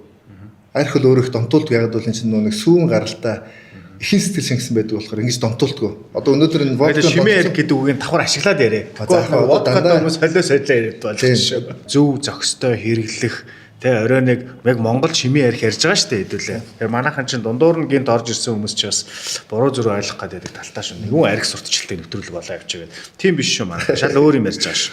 Эхнээс нь үзээ. Водкаг манайх арх гэж нэрлэдэг болсноос болоод далаа авч тэгжсэн шүү дээ. Тэгэхээр уул нь бол арх бол хүртэх хэрэгтэй. Мэдээж чи хэмжээтэй хэдтэй өртгөө хаана өртгөө одоо биш ингээд янз бүрийн найр хүмүүстэй ингээд сууж агаад өөрөө хийдэг хүнтэй бол биш шүүл ингээд юу ойртдгоо бах төрөнтэй нэг нийлдэггүй. Яг бол өөрөө хийхгүй ёсыг мэдхгүй хүн гэдэг ямар хүн бэ гэхээр гэр бүлгөө. аав ээж ах байгаад бол Монгол ёсонд ингээд өссөн хүн бол мэдэн шүү дээ. Өөрөө өөртөө хийдэг юм заавал хүн энэ дээр хэлгүүлдэг. Тэг чин эхнэрээсээ гоохон шүү дээ. Одоо шил гэртээ хоёулнаа байлаа гэхэд надаа хийгээд үг гэж гуйж байгаа байхгүй. Эхнэр үгүй гэсэн бол өөрөө өөртөө хийх ёсгүй юм чин. Тэр хүн ууч болохгүй байхгүй. Ёс гэдэг чин зарим хүмүүс ингээд ёс чин яагаад бий болж байгаа гэхээр ёс байвал төр байна. Ёс юмгар бол төр төмгөр байна. Өнөөдөр Монголын хямралын гол шалтгаан ёс байхгүй болсон. Тэгэхээр ёсоо байжсэн тохиолдолд бид нар ямар ч асуудалгүй болчихж байгаа байхгүй. Тэгэхээр ёсоо дагжил байгаа хүн бол архинд орохгүй асуудал нь л шийдэгдэж байгаа. Өөртөө хийхгүй юм чаа. Би таны номнуудыг уншиж ирсэн. Тэгээд олон жилийн өмнө гарч ирсэн, олон жилийн өмнө ч уншиж ирсэн. Зарим нэг юм мартсан ингээл ингэж нөгөө оройлж орж ирээд байна. Сая ингээл алкогол ярьсан чинь наа чи бас аялж явж байхдаа одоо ч залуу хүн байна гэхэл тэр үед бол бүр залуу халаа настай байсан шүү дээ. Тий, хоёлаа 15-20 жилийн өмнөх юм ярьж шүү дээ. Тэр нийт аяллаа үеийг тий. За тэгэл ингээ Африкт очихороо та тэр ном дээр бас ичсэн. Хаа газар очсон тухайн одоо хамгийн шилдэг пив бол тухайн орны пив гэдэг шиг те тэр орных нь яг нөгөө пивийг айгүйх нөгөө пив ч юм уу сахад ч гэдэг юм те сонирхож ингэж үздэг штэ те ном дээр бишээ те тэрээс хаяа нэг нутгийн залуучуудтай ханг аут тий чин нутгийн бисквитээ болд чин үергсэн ч тохиолдод байгаа за тийш орохгүй байж байгаа за энэ юм байгаа байж байгаа тэгээд би тэнд ингээд тэрээс одоо нэгэн тал ингээл алкоголтой холбоотой ойлоо ярьж тий залуучуудын дунд байдаг л сэдв шүү дээ тий хоёлаа одоо тэгэл бүхэл сэдвээр ярина гэсэн юм чинь аль орны одоо пив ч гэдэг юм аль орны тэр сахт танд илүү ойрхон Монгол одоо хүний биед ойрхон санагдчихсэн сонирхолтой санагдчихсэн яг судлаач болохоор очсон газар болгоны сахтын хүртээд одоо сайн хүртэн шүү дээ тэгээ би нэг тэмдэглэл бичээд байгаа байхгүй яг бол дараагийн явах залуучууд одоо зөвхөн би бол эхний дэлхийн судлаач гэж явж байгаа боловч дараа нь тухайн улсын хоолойн судлах хүн явна тухайн улсын хувьс сонрын судлах хүмүүс явж эхэлсэн шүү дээ одоо бид нэр дэлхийгээс одоо энэ Америк Европ хөгжөөд байгаа шалтгааны юу гэхээр чинь дэлхийн бүх мэдлэгийн орхийг нь цуглуулж ирээд байгаа шалтгаантай шүү дээ тэгэхээр дараагийн залууч явахад юун сэрэмжлэх үү гэдэг ингээд бүгдийг нь хүртээ тэмдэглэл бичээд байгаа. За энэ бол энийг болохгүй шүү гэдэг юм чи гарч ирж шүү дээ. Зөндөө байгаа тийм. Тэгээ би юу ойлгосон бэ гэхээр Монгол хүнд ялангуяа бид нарын сүүн тижээлт махын эдэж хамгийн тансаг энэ сархад одоо энэ бол миний хурдчихсэн дэлхийн бүх сархтыг баг хүрсэн. Бүгдийг гэртээ найруулж байгаа гэж үзсэн. 16 орноор тийм. Тоо бол хамаагүй. Тоо бол би ач холбогдол өгөхгүй байгаа шалтгааны юу гэхээр миний зорилго олон улсад очих биш. Төлөөллүүд нь очиж байгаа хгүй. Латин Америк гэдэг энэ тий одоо Европын Слав Европ гэдэг бүх Слав Европын бүс халгүй шүү. Гэхдээ ингээд тэг би нэг л дүгнэлтэнд орсон. Алкогол буюу одоо энэ ялзмаг Монгол онд таардгүй юм байна. Би өөрөө яг одоо хаяа бас хүртэх шаардлага гарна шүү дээ. Хэрэг гарна л яг бол хэрвээ арх надад олдохгүй бол хаяа стрессээ тайлж юм хүртэн. Гэхдээ надад арх байх юм бол өөр ямар ч юм сонирн биш. Өнөөдөр одоо шоронгийн 70% нь спирттэй холбоотой бишээ бараг 80 хэдэн би сайн нэг судалгаа уншиж байсан. Спирттэй холбоотой байна гэж юу хэлж байна гэхээр энэ спирт бидэнд таарахгүй байна. Аюултай байна. Тэгэд яг би түрүүн шимийн тухай ярьсан гэхээр заах би ингээд 10 хэдэн наснаас ингээд арх уугаад үсчихлээ. Гоё минь мэдэрчлээ. За тэгэл Монголд одоо ингээд 10 жилд байхад одоо 15 6-аас ахвал 90 тойрноос ангийн хүүхдүүдээс ах 90 тойрны хүүхдүүд тэгэл водка уугаад эхэлж штэ. Угаасаа нэг тийм үе 90 он ч бол водка нь байсан штэ. Тэгээ би ингээд юу анзаарсан гэсэн чинь би ч бол ингээд айл дээрээс нь шимийн юмны учрыг нь олцсон мэдрээд ингээд одоо таашааж хүртээ сурцсан. Тэнгууд өөр соёл иргэншлийн нөлөөнд би автах гэж штэ. Одоо тэг чим баруун ингээд шууд уудаг. Тэгэхээр би шууд татгалцсан. Би 10 жил их сургуульд огт спирт хэрэглэдэггүй, огт хэрэглэдэггүй, сигарет татдаггүй. Тэг ягаад гэсэн чинь маа нэг наав гах гэжсэн. Мэд 25 нас хүртлээ. Тэрс энэ тархины үйл ажиллагаа нөлөөлдөг юу ч тэрвэл. Тэгээ би архийг асууд арх бол яг сүү юм чинь. Тэгээ арх бол угаасаа бидний бие дотор байдаг зүйл. Тэгээ 25 нас хүртэл чи хэрвээ тархиа ингээд гамнаад элдв янзын ингээд масуурлах үйлчлэхэд одоо сигарет, алкогол, пивс юу ч хэрэглэхгүй байх юм бол чиний тархи чинь маш цэвэр ажиллана гэж байна. Тэгээд би яаж тэгэж мэдсэн хэлсэн болоо гэсэн чи сүүлд судалгаан дээр угаасаа 25 насны дээр тархи яг ингээд бүрэн боловсрч гүйцэтгэж байгаа. Та тэгээ 25 нас хүртэл хэрэглэхгүй чадсан уу? Гэхдээ чадсан гэж юугаас хэрэглэдэггүй. 10 жилээ би бараг сорын ганц ууж татдаггүй, их сургуульдаач ууж татдаггүй тийм юм байсан байхгүй. Ягаад гэвэл хүний бие би нэг залуучууд чи ягаад хэрэглээд байгаа бол хүчээр ингээд эмоц хүчээр ингээд юу хөдлөх гэдэг шүү дээ. Надад их шаардлага байхгүй. Бид нар чи өөрөө хөдлөж чаддаг. Ямар ч юмгүй хөгжим сонсоо бүжгэлчдэг. Тийм л цаанаасаа ингээд хөгжүүлсэн байгаа шүү дээ. Анханасаа хүртээг болохоор. Тэгэд водкагийн ягаад би водкатай тэмцээд ихээс одоо миний ярьцлага болгонд би водка спирттэй тэмцдэг хүн л дээ. Ягаад гэсэн чинь 90 оны дундаас манад экспертийн тахал болсон. Яг нэг 90 онд чинь конвенц гарлаа, үүс 20-нд орлоо. Түнгууд яг л Америкийн түүх манад автагдсан. Бүгд водка. Тэгээ водка бүр замраагаа алдаад тэгээ водка уусан хүмүүсийн зан авир ааш та бүр амар өөрчлөгдөд хүн биш болоод тэгээ би водкаг ерөөсөө димэгс авах. Зөндөө олон гэр бүл салаад тий. За тэгээд ингээ водканы тахал явж яваад 2000 он болж байна. Тэгээд яг түрүүний донгийн тухай ярьчихсан л да. За би бол юу ойлгосон бэ гэхээр хүн донтд юм байна. Ялангуяа водка бол амар донтд юм байна. Водка донтцсон хүн бол хэцүү юм байна. Тэгсэн чинь 2000 оноос гадны хайр тамхид орж иж байгаа. Одоо марихуан гаднаас 2000 онч манайхан дүмж гадагшаа яваад ирээд эхний давлгаа орж иж байгаа шүү дээ. Гаднаас юм үзээд нүд тайлсан юм уу. Тэр залуучууд орж ирээд яг энэ марихуан янз бүрийн би тэр би өөрөө хэрэглэдэг болохоо мэдгүй. Гэхдээ яасан хүнд үйлчлэгээ үзүүлдэг юм байна, мансурд юм байна гэдгийг бол би ойлгоод байгаа. Яг бол би шимийн архийг үйлчлэгээ мэддэг болохоо. Гэхдээ хамаагүй юм оролцож болохгүй гэж аюултай гэдэг сургамж өгсөн байгаа шүү дээ. Би ч нөхөдөл байгаад шүү дээ. Би нэг заавал өөрөө зовлон туулахгүй зовлонгийн туулдаг юм мэддэг хүний үгийг сонсох надад хэцүү байдаг. Би өөрөө шууд дагдаг байхгүй. Яг бол заавал би энэ туулснаас хүн хэлээд өгчвөл энэ битээ гэсэн бол битээ. За тэгэнгүүт надад юу анзаарчихсан. За одоо жишээл 2000 оны үед яг энэ хар тамхи одоо марихуан царихуанууд орж ирэнгүүт тэр бол тэм дэлгэр байгаагүй. Тэгэхдээ эмэгтэй хүмүүс тэр энэ бол маш хүчтэй нөлөөллөгийг би анзаарсан. 90 оны үед эмэгтэй хүн спиртэнд донтохоор өстой бүр адуус болж байгаа шүү дээ. 90 хүнээс 7 дор болж байгаа шүү дээ эмэгтэй хүн. 2000 оноос орж ирэнгүүт эмэгтэй хүмүүс энэнд оронгууд бие худалдаж гисэн. Одоо 2000 оны үед мэдээж тэр гаднаас ирсэн зав гайгүй залуучууд гадаад дотоод явж ирэн шүү дээ. Тэгэл тэрнээс чинь мэдээж гайгүй охинтойгоо унтахыг хүсч байвал тэр охинд ингээл нэг жоохон марихуан өгчдөг ч юм уу те. Тэгэл нөгөө нэг үсцсэн бол тэгэл тэрийг дахиад өснө. Дахиад өсөхийн тулд тийм хүнтэй унтна үерхэн. Тэгээ миний 5 дугаар илүү 6 дугаар өттэй байд юм. Нэг Нидерланд усад нэг хүүхэндээ танилцлаа.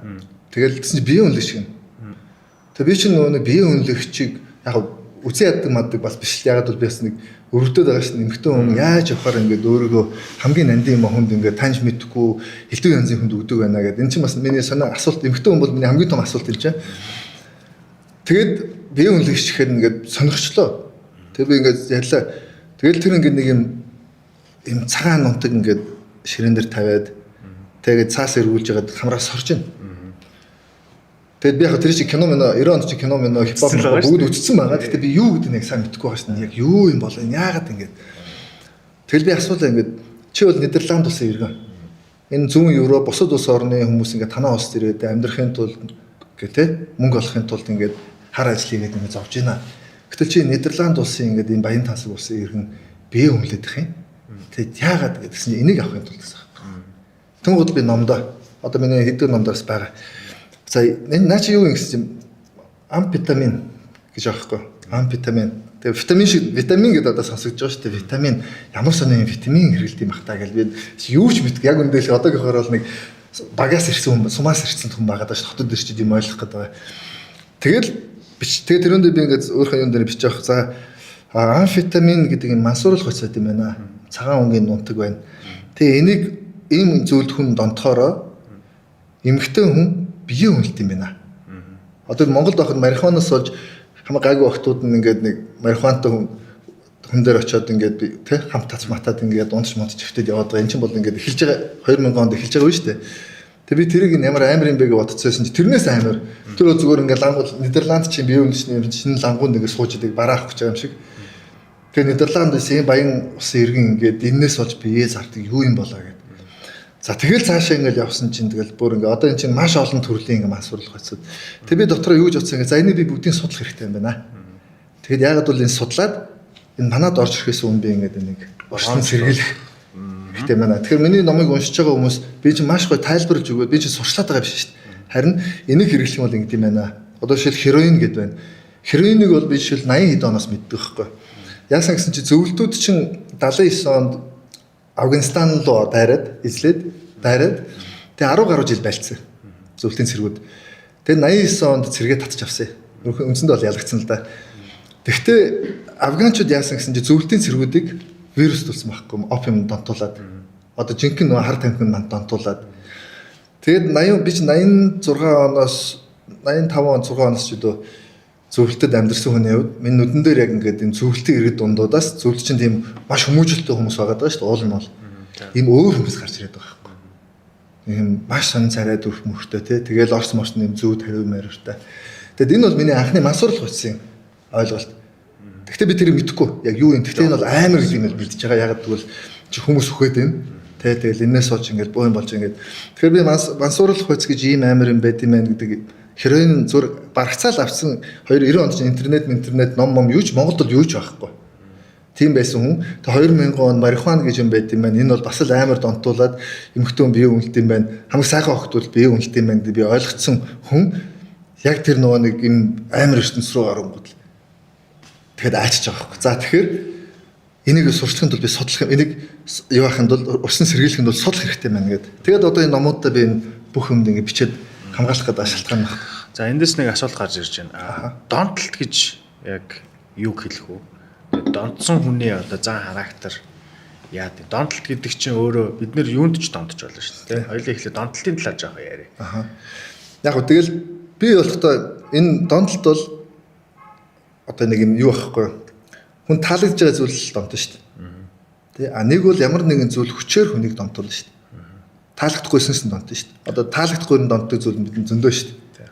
Тэ тэгээд энэ дон бол гэмт хэрэг бол биш юм байна. Хоолны дон байж болно. Хоолны дон, сексийн дон байж болно. Хоолны дон гэж хэлдэг шүү дээ. Тэгэхээр энэ дон гэдэг бол хүний өөрийнх нь мөн чанар юм байна.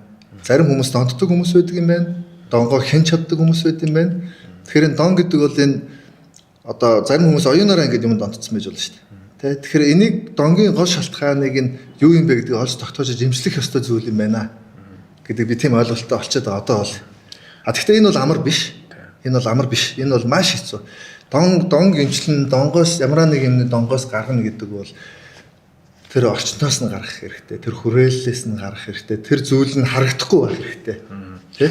Тэр хоёлаа одоо тэр номын цагаан солио гэдэг шиг тэр ажлын workaholic энэ гэдгийг түр орхиод зүгээр яг архины, хар тамхины, тоглоомын донтолтуудыг яриа.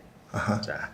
Тэгэхээр энэ шоронд байгаа одоо хоригдож байгаа хүмүүсийн 5-1 нь одоо хар тамхины хэрэгтэй, 5-2 нь архины хэрэгтэй, алкогольны хэрэгтэй одоо тухайн гэмт хэргийг үйлдэлсэн үйлдэлүүдийн архины нөлөөтэй гэж яриа шүү дээ, тийм нөлөөтэй. Эсвэл хар тамхи хэрглэж агаад баригдаа шоронд орсон, зарсан борлуулсан, эсвэл хэрглэсэн гэдэг зүйл ангаар орцсон. Ийм хүмүүс байдаг гэж би зүгээр сонсч ирсэн судалгаа биш шүү.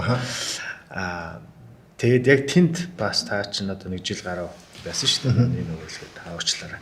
Асуухад хэр одоо энэ донтогчд байна. Тэгээд тийм яг ерөнхийдөө хамгийн том дом бол спиртийн дом. Тэгээд спирт донтсон хүн бол үндсэндээ шоронгийн 80% нь донтолтоос болоод гэмт хэрэг үйлцсэн. За тэгтээ сүүлд одоо би ингэ хөвтэй юм тийм. Ерөөсөө хүн спиртээс болоод бүх хүн амны хэрэгүүд баг ихэнх нь дандаа спирттэй холбоотой. Тэгэхээр Монголд хамгийн том аюул спирт байгаа. Нэгт. За дээрээс нь бид чинь 4 газраар ингээд бас судлаад яваад бас нэг бодлоо аялаад байгаа шүү дээ. Шорон дотроос нь би өөрөө аялаад байгаа байхгүй. Нэг өрөөнөөс ингээд дамжаал өөрөөлөө ороод янз бүрийн хүмүүс тэгэд энэ гэмт хэрэг хийдэг гол шалтгаан нь юу юм? Тэ? Одоо тоон дээр ингээд жишээлбэл ихэнх дандаа ирчүүд оош нь 250 хүний тоо авч байгаа шүү дээ. Тэгэхээр нэг 20-30% нь ээжрээ авуулсан.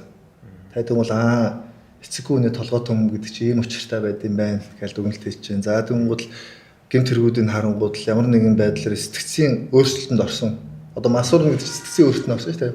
Сэтгцийн өөрчлөлтөнд орсон үедээ гэмт хэрэг үйлдсэн хувь 80% гэдэг чинь энэ бас юу байд юм байна. Тэгээ сүүлийн үед бол өвсний хэрэгтэй, мөсний хэрэгтэй. Тэгээ одоо энэ нэг дроп гэдэг байгаа бас нэг аюул байна. Тэрний хэрэгтэй маш олноор байна. Тэгээ би ингээд энэ 5-1 гэсэн баг үнэ юм байна. Яг тэр тоог нь бол би нэг дүүхүү сууж байгаа. Тэгээ би сайн нэг эргэж утсан чи ахаа энэ нэг 5 хүний ер нь бол нэг өрөөнд 5 хүн байлаа гэд нэг нь бол хар тамхины хэрэгээр орсон байна. Юу миний нэг өрөөнд дараг 8 хүний 4 5 нь хар тамхины хэрэгээр. Яг 2 нь мансуурлах утсын хэрэгээр, 2 нь хар тамхины хэрэгээр, за тэгээд 2 нь одоо өвсний хэрэгээр ч юм ингээд ерөөхдөө тийм байгаад байгаа байхгүй. Тэгэхээр энэ бол тахлуулсан нь бол тодорхой. Гэхдээ энэ тахлыг манай энэ хуулийн байгууллагууд шоронд хийж одоо юу яана гэдэг байгаа байхгүй. Зогсооно гэдэг байгаа байхгүй. Гэтэл одоо би бол юу гэж байна гэхээр донг шоронг л эмчлэхгүй. Одоо энэ давтан холбогдож байгаа бүх хүмүүс дандаа л нөгөө хэрэгээрээ л орсноо. Яг л донг учраас донг бол эмчлэх хэрэгтэй. Ягаад би нөгөө заавал эмчилгээний газар байгуулъя гэд шилээд байгаа нэгдүгээр шалтгаан донг бол шоронгоор эмчилж болохгүй. Энэ би шилээд байгаа дэлхийн эрүүл мэнд ердөө олон улс судалгаанд байгаа. А нөгөө асуудал нөгөө бүр ноцтой асуудал юу нэхэр заах би өөрөө тэр жишээн дээр хэлээ. За би тэр юунд тусгай хамгаалтанд орлоо. Тэ? Би орохоос өмнө 43 наснда миний амнаас П үг 8 удаа гарч ирсэн. 8 удаа. Одоо би 43 нас хүртлээ би хараалын П үгийг гэхэд 8 удаа ээш миш бол миний амнаас гардгүй байсан. Жил 2 сарын дараа одоо бол миний амнаас бүгд гарна. Утга шаан маань гэдэг одоо бүр ийм болчиход шүү дээ. Тэгээд дээрэс нь яагаад ингэж юм нэхэр би тэнд жил 2 сарын хугацаанд гэмт хэргийн хичээл сураад байгаа байхгүй. Би өмнө нь бол өөрийгөө эдгэх гээд өвчнөө намжаах гээд байгалийн ургамал хэрэгжилж байсан хүн байсан. Надад ямар ч зөрчил байхгүй. Би бүсээ зүүнд дохоогоо үгэн тэгээ сандалны хурдаа ярмагийн зам дээр нэг 10-аар хэтрүүлсэн ганц 2 хэрэг. Тийм л ерөөс миний бүх түүхэнд гэж зөрчил байхгүй тийм хүн байгаа шүү дээ. Хуйлаа дагдаг, ёсоо дагдаг хүн. Би тэндээс гарч ирээд одоо би гэмт хэрэгтэн сэтгэлээд болсон шүү дээ. Тэгээ тэр дотор байсан тэр мэдээллийг би ажиллах чадахгүй. Тэгэхээр юу хэлж байна вэ гэхээр манай өнөөдрийн төрийн бодлого энэ залуучуудаа шоронжуулж байна. За тэгээд гарч ирээд би шоронгоос гарсан бас хүмүүстэй уулзсангууд гарч ирэнгүүт тэд нар ингээд юун дээр шоронд ял эдэлж исэн бол ажилд орч чадахгүй. Тэгэхээр тэд нар гэмт хэрэгийнхээс өөр арга байхгүй. Тэгэхээр маш богино хугацаанд өнөөдөр Монгол ингээд шорончж байгаа байхгүй. Тэгээ дээрээс нь тэнцээ ингээд би жан бүр сони юм яриад одоо ингээд 7 хоногийн 3 өдөрт нь сургалт мургалт бол чи байхгүй. Одоо энэ чинь засан хүмүүжлэх газар шүү дээ. Тэ хүнийг бити хараалын үг бити хэлээрээ бити одоо муухай юм бодороо ингэж заах хэрэгтэй байтал шоронгийн албан арчнаар нь шүү дээ. Хуйгууд нь өөрөөсөө хамгийн бузрыг ярьдаг. Алан, хятад, лалар, мал бүгдийг хэлнэ. Одоо өөрөөр хэлбэл засан хүмүүжүүлэхгүй бүр тэд явуулаад. Тийм. Тэд нар бүр зарим хоригдлууд нь бүр тэгээд байгаа байхгүй. Гайхадгүй харин эдгээр чинь бидний засан хүмүүжлүү шээ. Эдгээр бүр нийгмийн шаарууд нь өөрөөсөө хуйг болсон. Тэгэд ингээд залуучуудаа бүр ингээд дарлан зоодно. Тэр бол тийчээ зүгээр ингээд боолын нийгэм байгаад байгаа байхгүй. Тэгэхээр боолын нийгэмд залуучуудаа ингээд оруулчаад буцаад тэдний хүн болгоно гэж байгаа. Одоо би бол буцаад болж чадахгүйгөө би тодорхойгүй шүү дээ.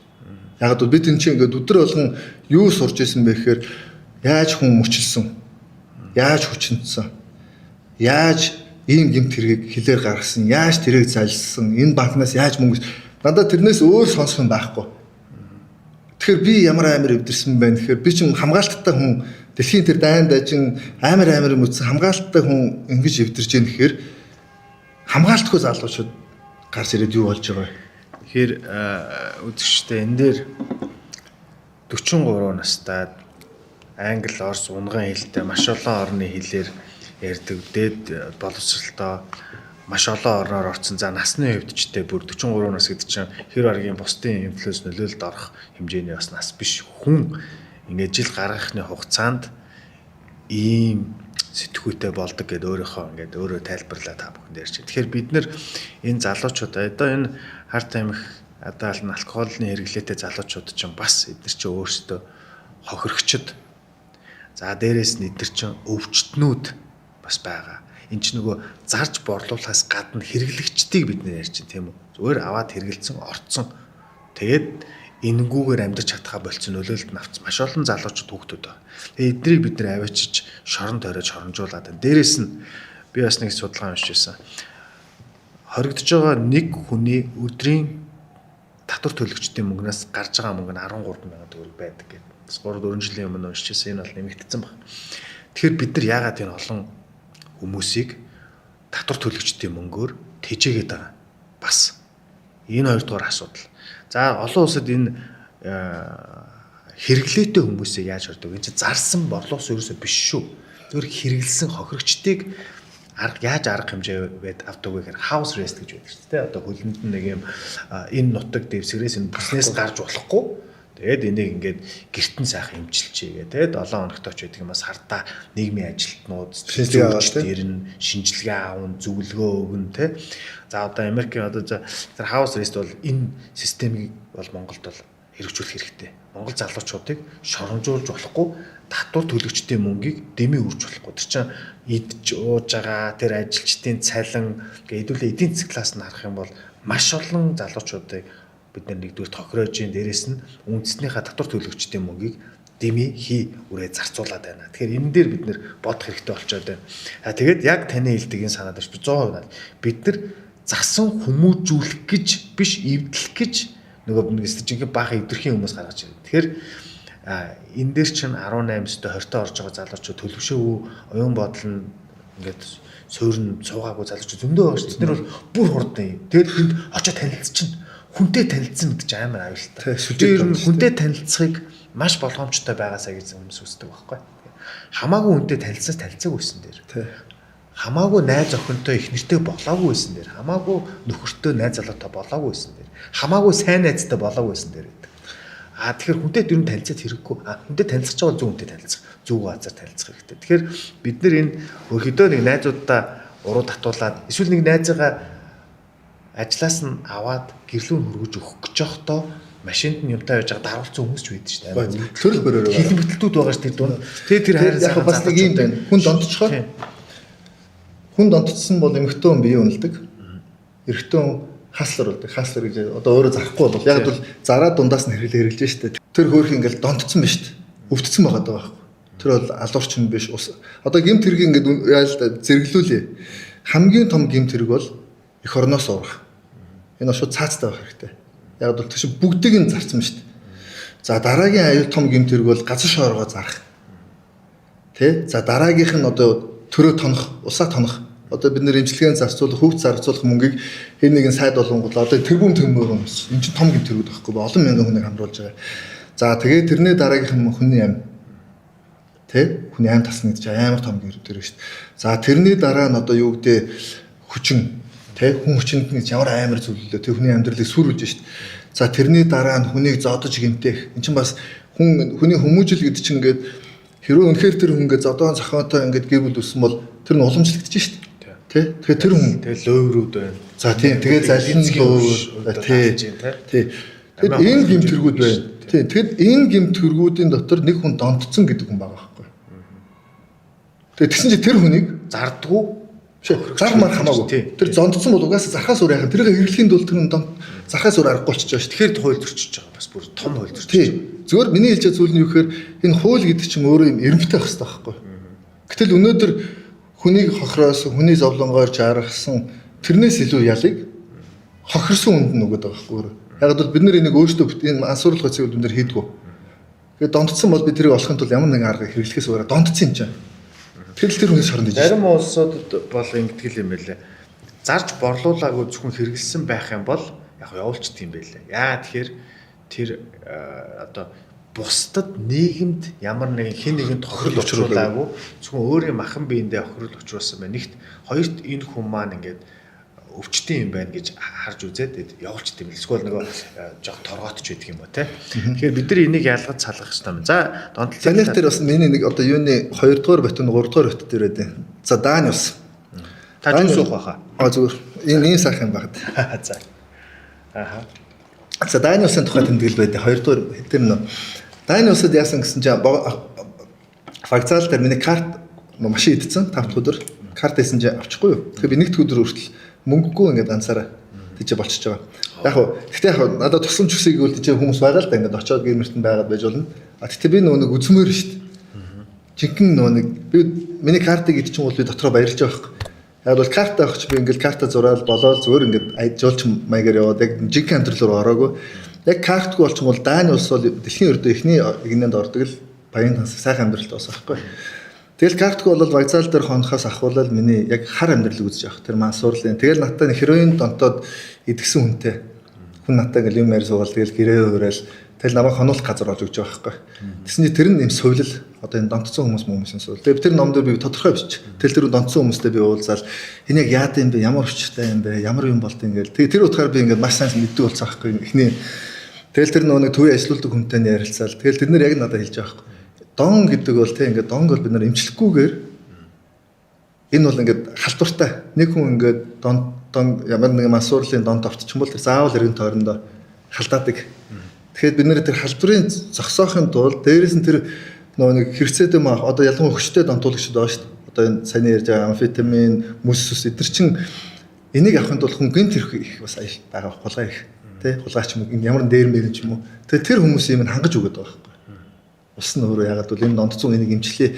Тэгээ сэтгэл зүйн тэгээ натаа таарсан намайг дагуулж явсан хүн нь бол тэр имжлэгээр яваад гарч ирсэн хүн. Гэхдээ тэр хүн намайг энийг ойлгуулах би хэлж байгаа шүү дээ. Би ингээд Монголоос явах ямар сони Монгол гээл би чинь домог шиг тэр үед чинь дөнгөж хил нээгдээд 10 эдхэн жил болцсон Монгол хүн харагдахгүй байгаа шүү дээ. Ердөө ховор бараг таарахгүй. Таарсан болгом анх удаа Монгол хүн таарч гэж ярьж байгаа шүү дээ. Тэгээ тэр хүн болохоор намайг ингээд юм үзүүлэх гээд тэр нөө Кристиани гэж газар бас үзүүлж байгаа хгүй. Дааны улсын хотын төвд. Тэгээ Европт болохоор надад нэг юм сони таалагдсан. Яасан гэхээр энэ бүх одоо масуурлын ямар нэгэн юм давтцсан одоо найрах там юунд ч юм уу тэр хүмүүсийг тусны юм дүүрэг гаргаад өгсөн баг Кристиани гэдэг. Та нарын одоо Орос улсны хороол дунд бити нэгэ хэрэглээрээ та нар уух бол энэ бити хэрэглээ бүх баар цэнгэний газруудаа одоо манад одоо энэ би төвд нэг амьдардаг байх манай байрны болон нэг баар нээсэн. Тэгээ орой болгон за одоо орой олон унтуулах байгаа шүү дээ. Тэгэхэд би боддог байсан. Тэр Европод ямар ухаантай байсан. Яг бол тэд нар энэ бүх баар цэнгэний газраа нэг дүүрэгтэй ингээд төвлөрүүлээд тэжээ нэг хяналт цагдаа магдаа нөө аюулгүй байдал яг бол иргэдийн аюулгүй байдал чухал шүү дээ. Тэгэхээс хүнийг хорж яргалтай биш. Тэгээд тэнцэн ингээд цагдаагүй бүс байвал цагдаа орж ирдэггүй. Тэгээд тэр бас надад үзүүлчихсэн. Тэгэл би гайхал цагдаа орж ирэхгүй үгүй энэ бол зөвхөн хүмүүс энэ ч бол хүмүүс өөрсдөө зогтоодоо зохицуулна. Энэ чинь ямар ч гэмт хэрэг гардггүй гэж байгаа. Цагдаа байхгүй гэхдээ гэмт хэрэг гардггүй. Тэгэд энэ бүх юм чинь ингээд би судлаад одоо Африкт ямар Америкт ямар гэж судлаа. Одоо шил Америкт Чикагод хойлоо таарсан гэж байна шүү дээ. Чикагод танилцж ирсэн. Тий. Тэгэхээр Чикагод тий. Тэгэхээр Чикагод надад юу таалагдсан гэсэн чинь одоо ингээд баар цэнгэний газрын гадаа заавал цагдаагийн машин зогсож идэв шүү дээ тий. Тэр чин манад бол цагдаа ирээл дарамтлах гал байдаг. Тэнцээ болохоор энэ баарын газрыг ин дэмжиж байгаа байхгүй. Яг бол тэгжээж энэ залуучууд гэр авах үе дотроо орцсондоо хааны газар ууж идэ зодон цохоо хийхгүй. Яг энэ дүүрэгтэл та нар цагаа өнгөрөө. Асуудал болох юм бол цагдаа хажууд ингээд тэр болохгүй хүн нь угаасаа арга хэмжээ авчих штэ. Тэгэхээр хамгийн ухаалаг зүйл тийм. Тэгээ би тэгэн гутлаад гэж байгаа байхгүй. Энэ баарнаас мөнгийг нь цагдаагийн газар өгдөг. Тэгэд цагдаагийн тэр зардлыг нь даадаг. Цагдаа нь бол тэр бааранд орсон хүмүүс ямар нэг юм асуудал гарахгүй.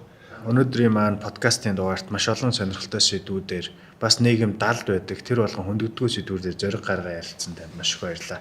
Нэвтрүүлгийн подкастын төгсгөл та бүхэн одоо манай үзэгч сонсогчдод хэлхийг хүсэж байгаа бас ярьж амжаагүй зүйл юу байна?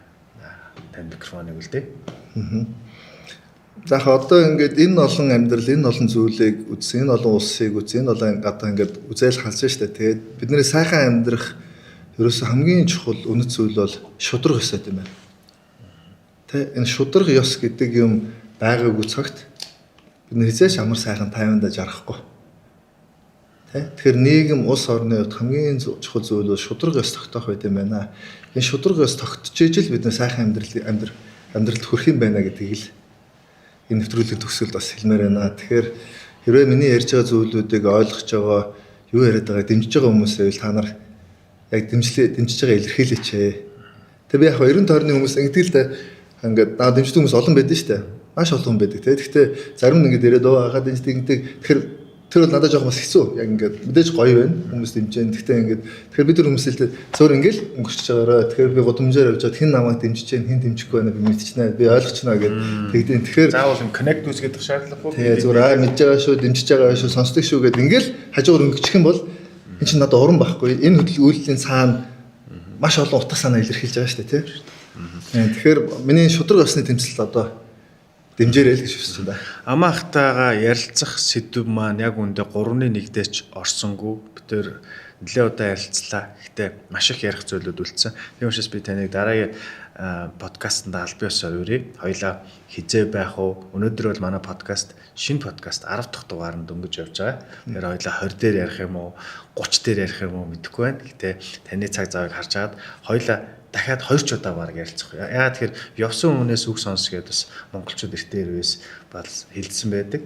Тэгэхээр би таныг бол энэ тэнд сошиалын платформудаар янз янзын хов живд орсон тэр нийтлэлүүдээр биш. Би таны явж үтсэн өөрийнхөө үзээгүй байгаа тэр амьдралын экспириенсүүдийг сонсож бас үзэгч сонсогчдоо хэрэгтэй зүйлүүдийг нь мэдээллүүдийг нь өгж дата солилцож өөр үзгүүдийг бас олон түмэндээ түгээхийг хүсэж байгаа учраас таныг аль биесээр дараагийн дугаартаа урьж байна.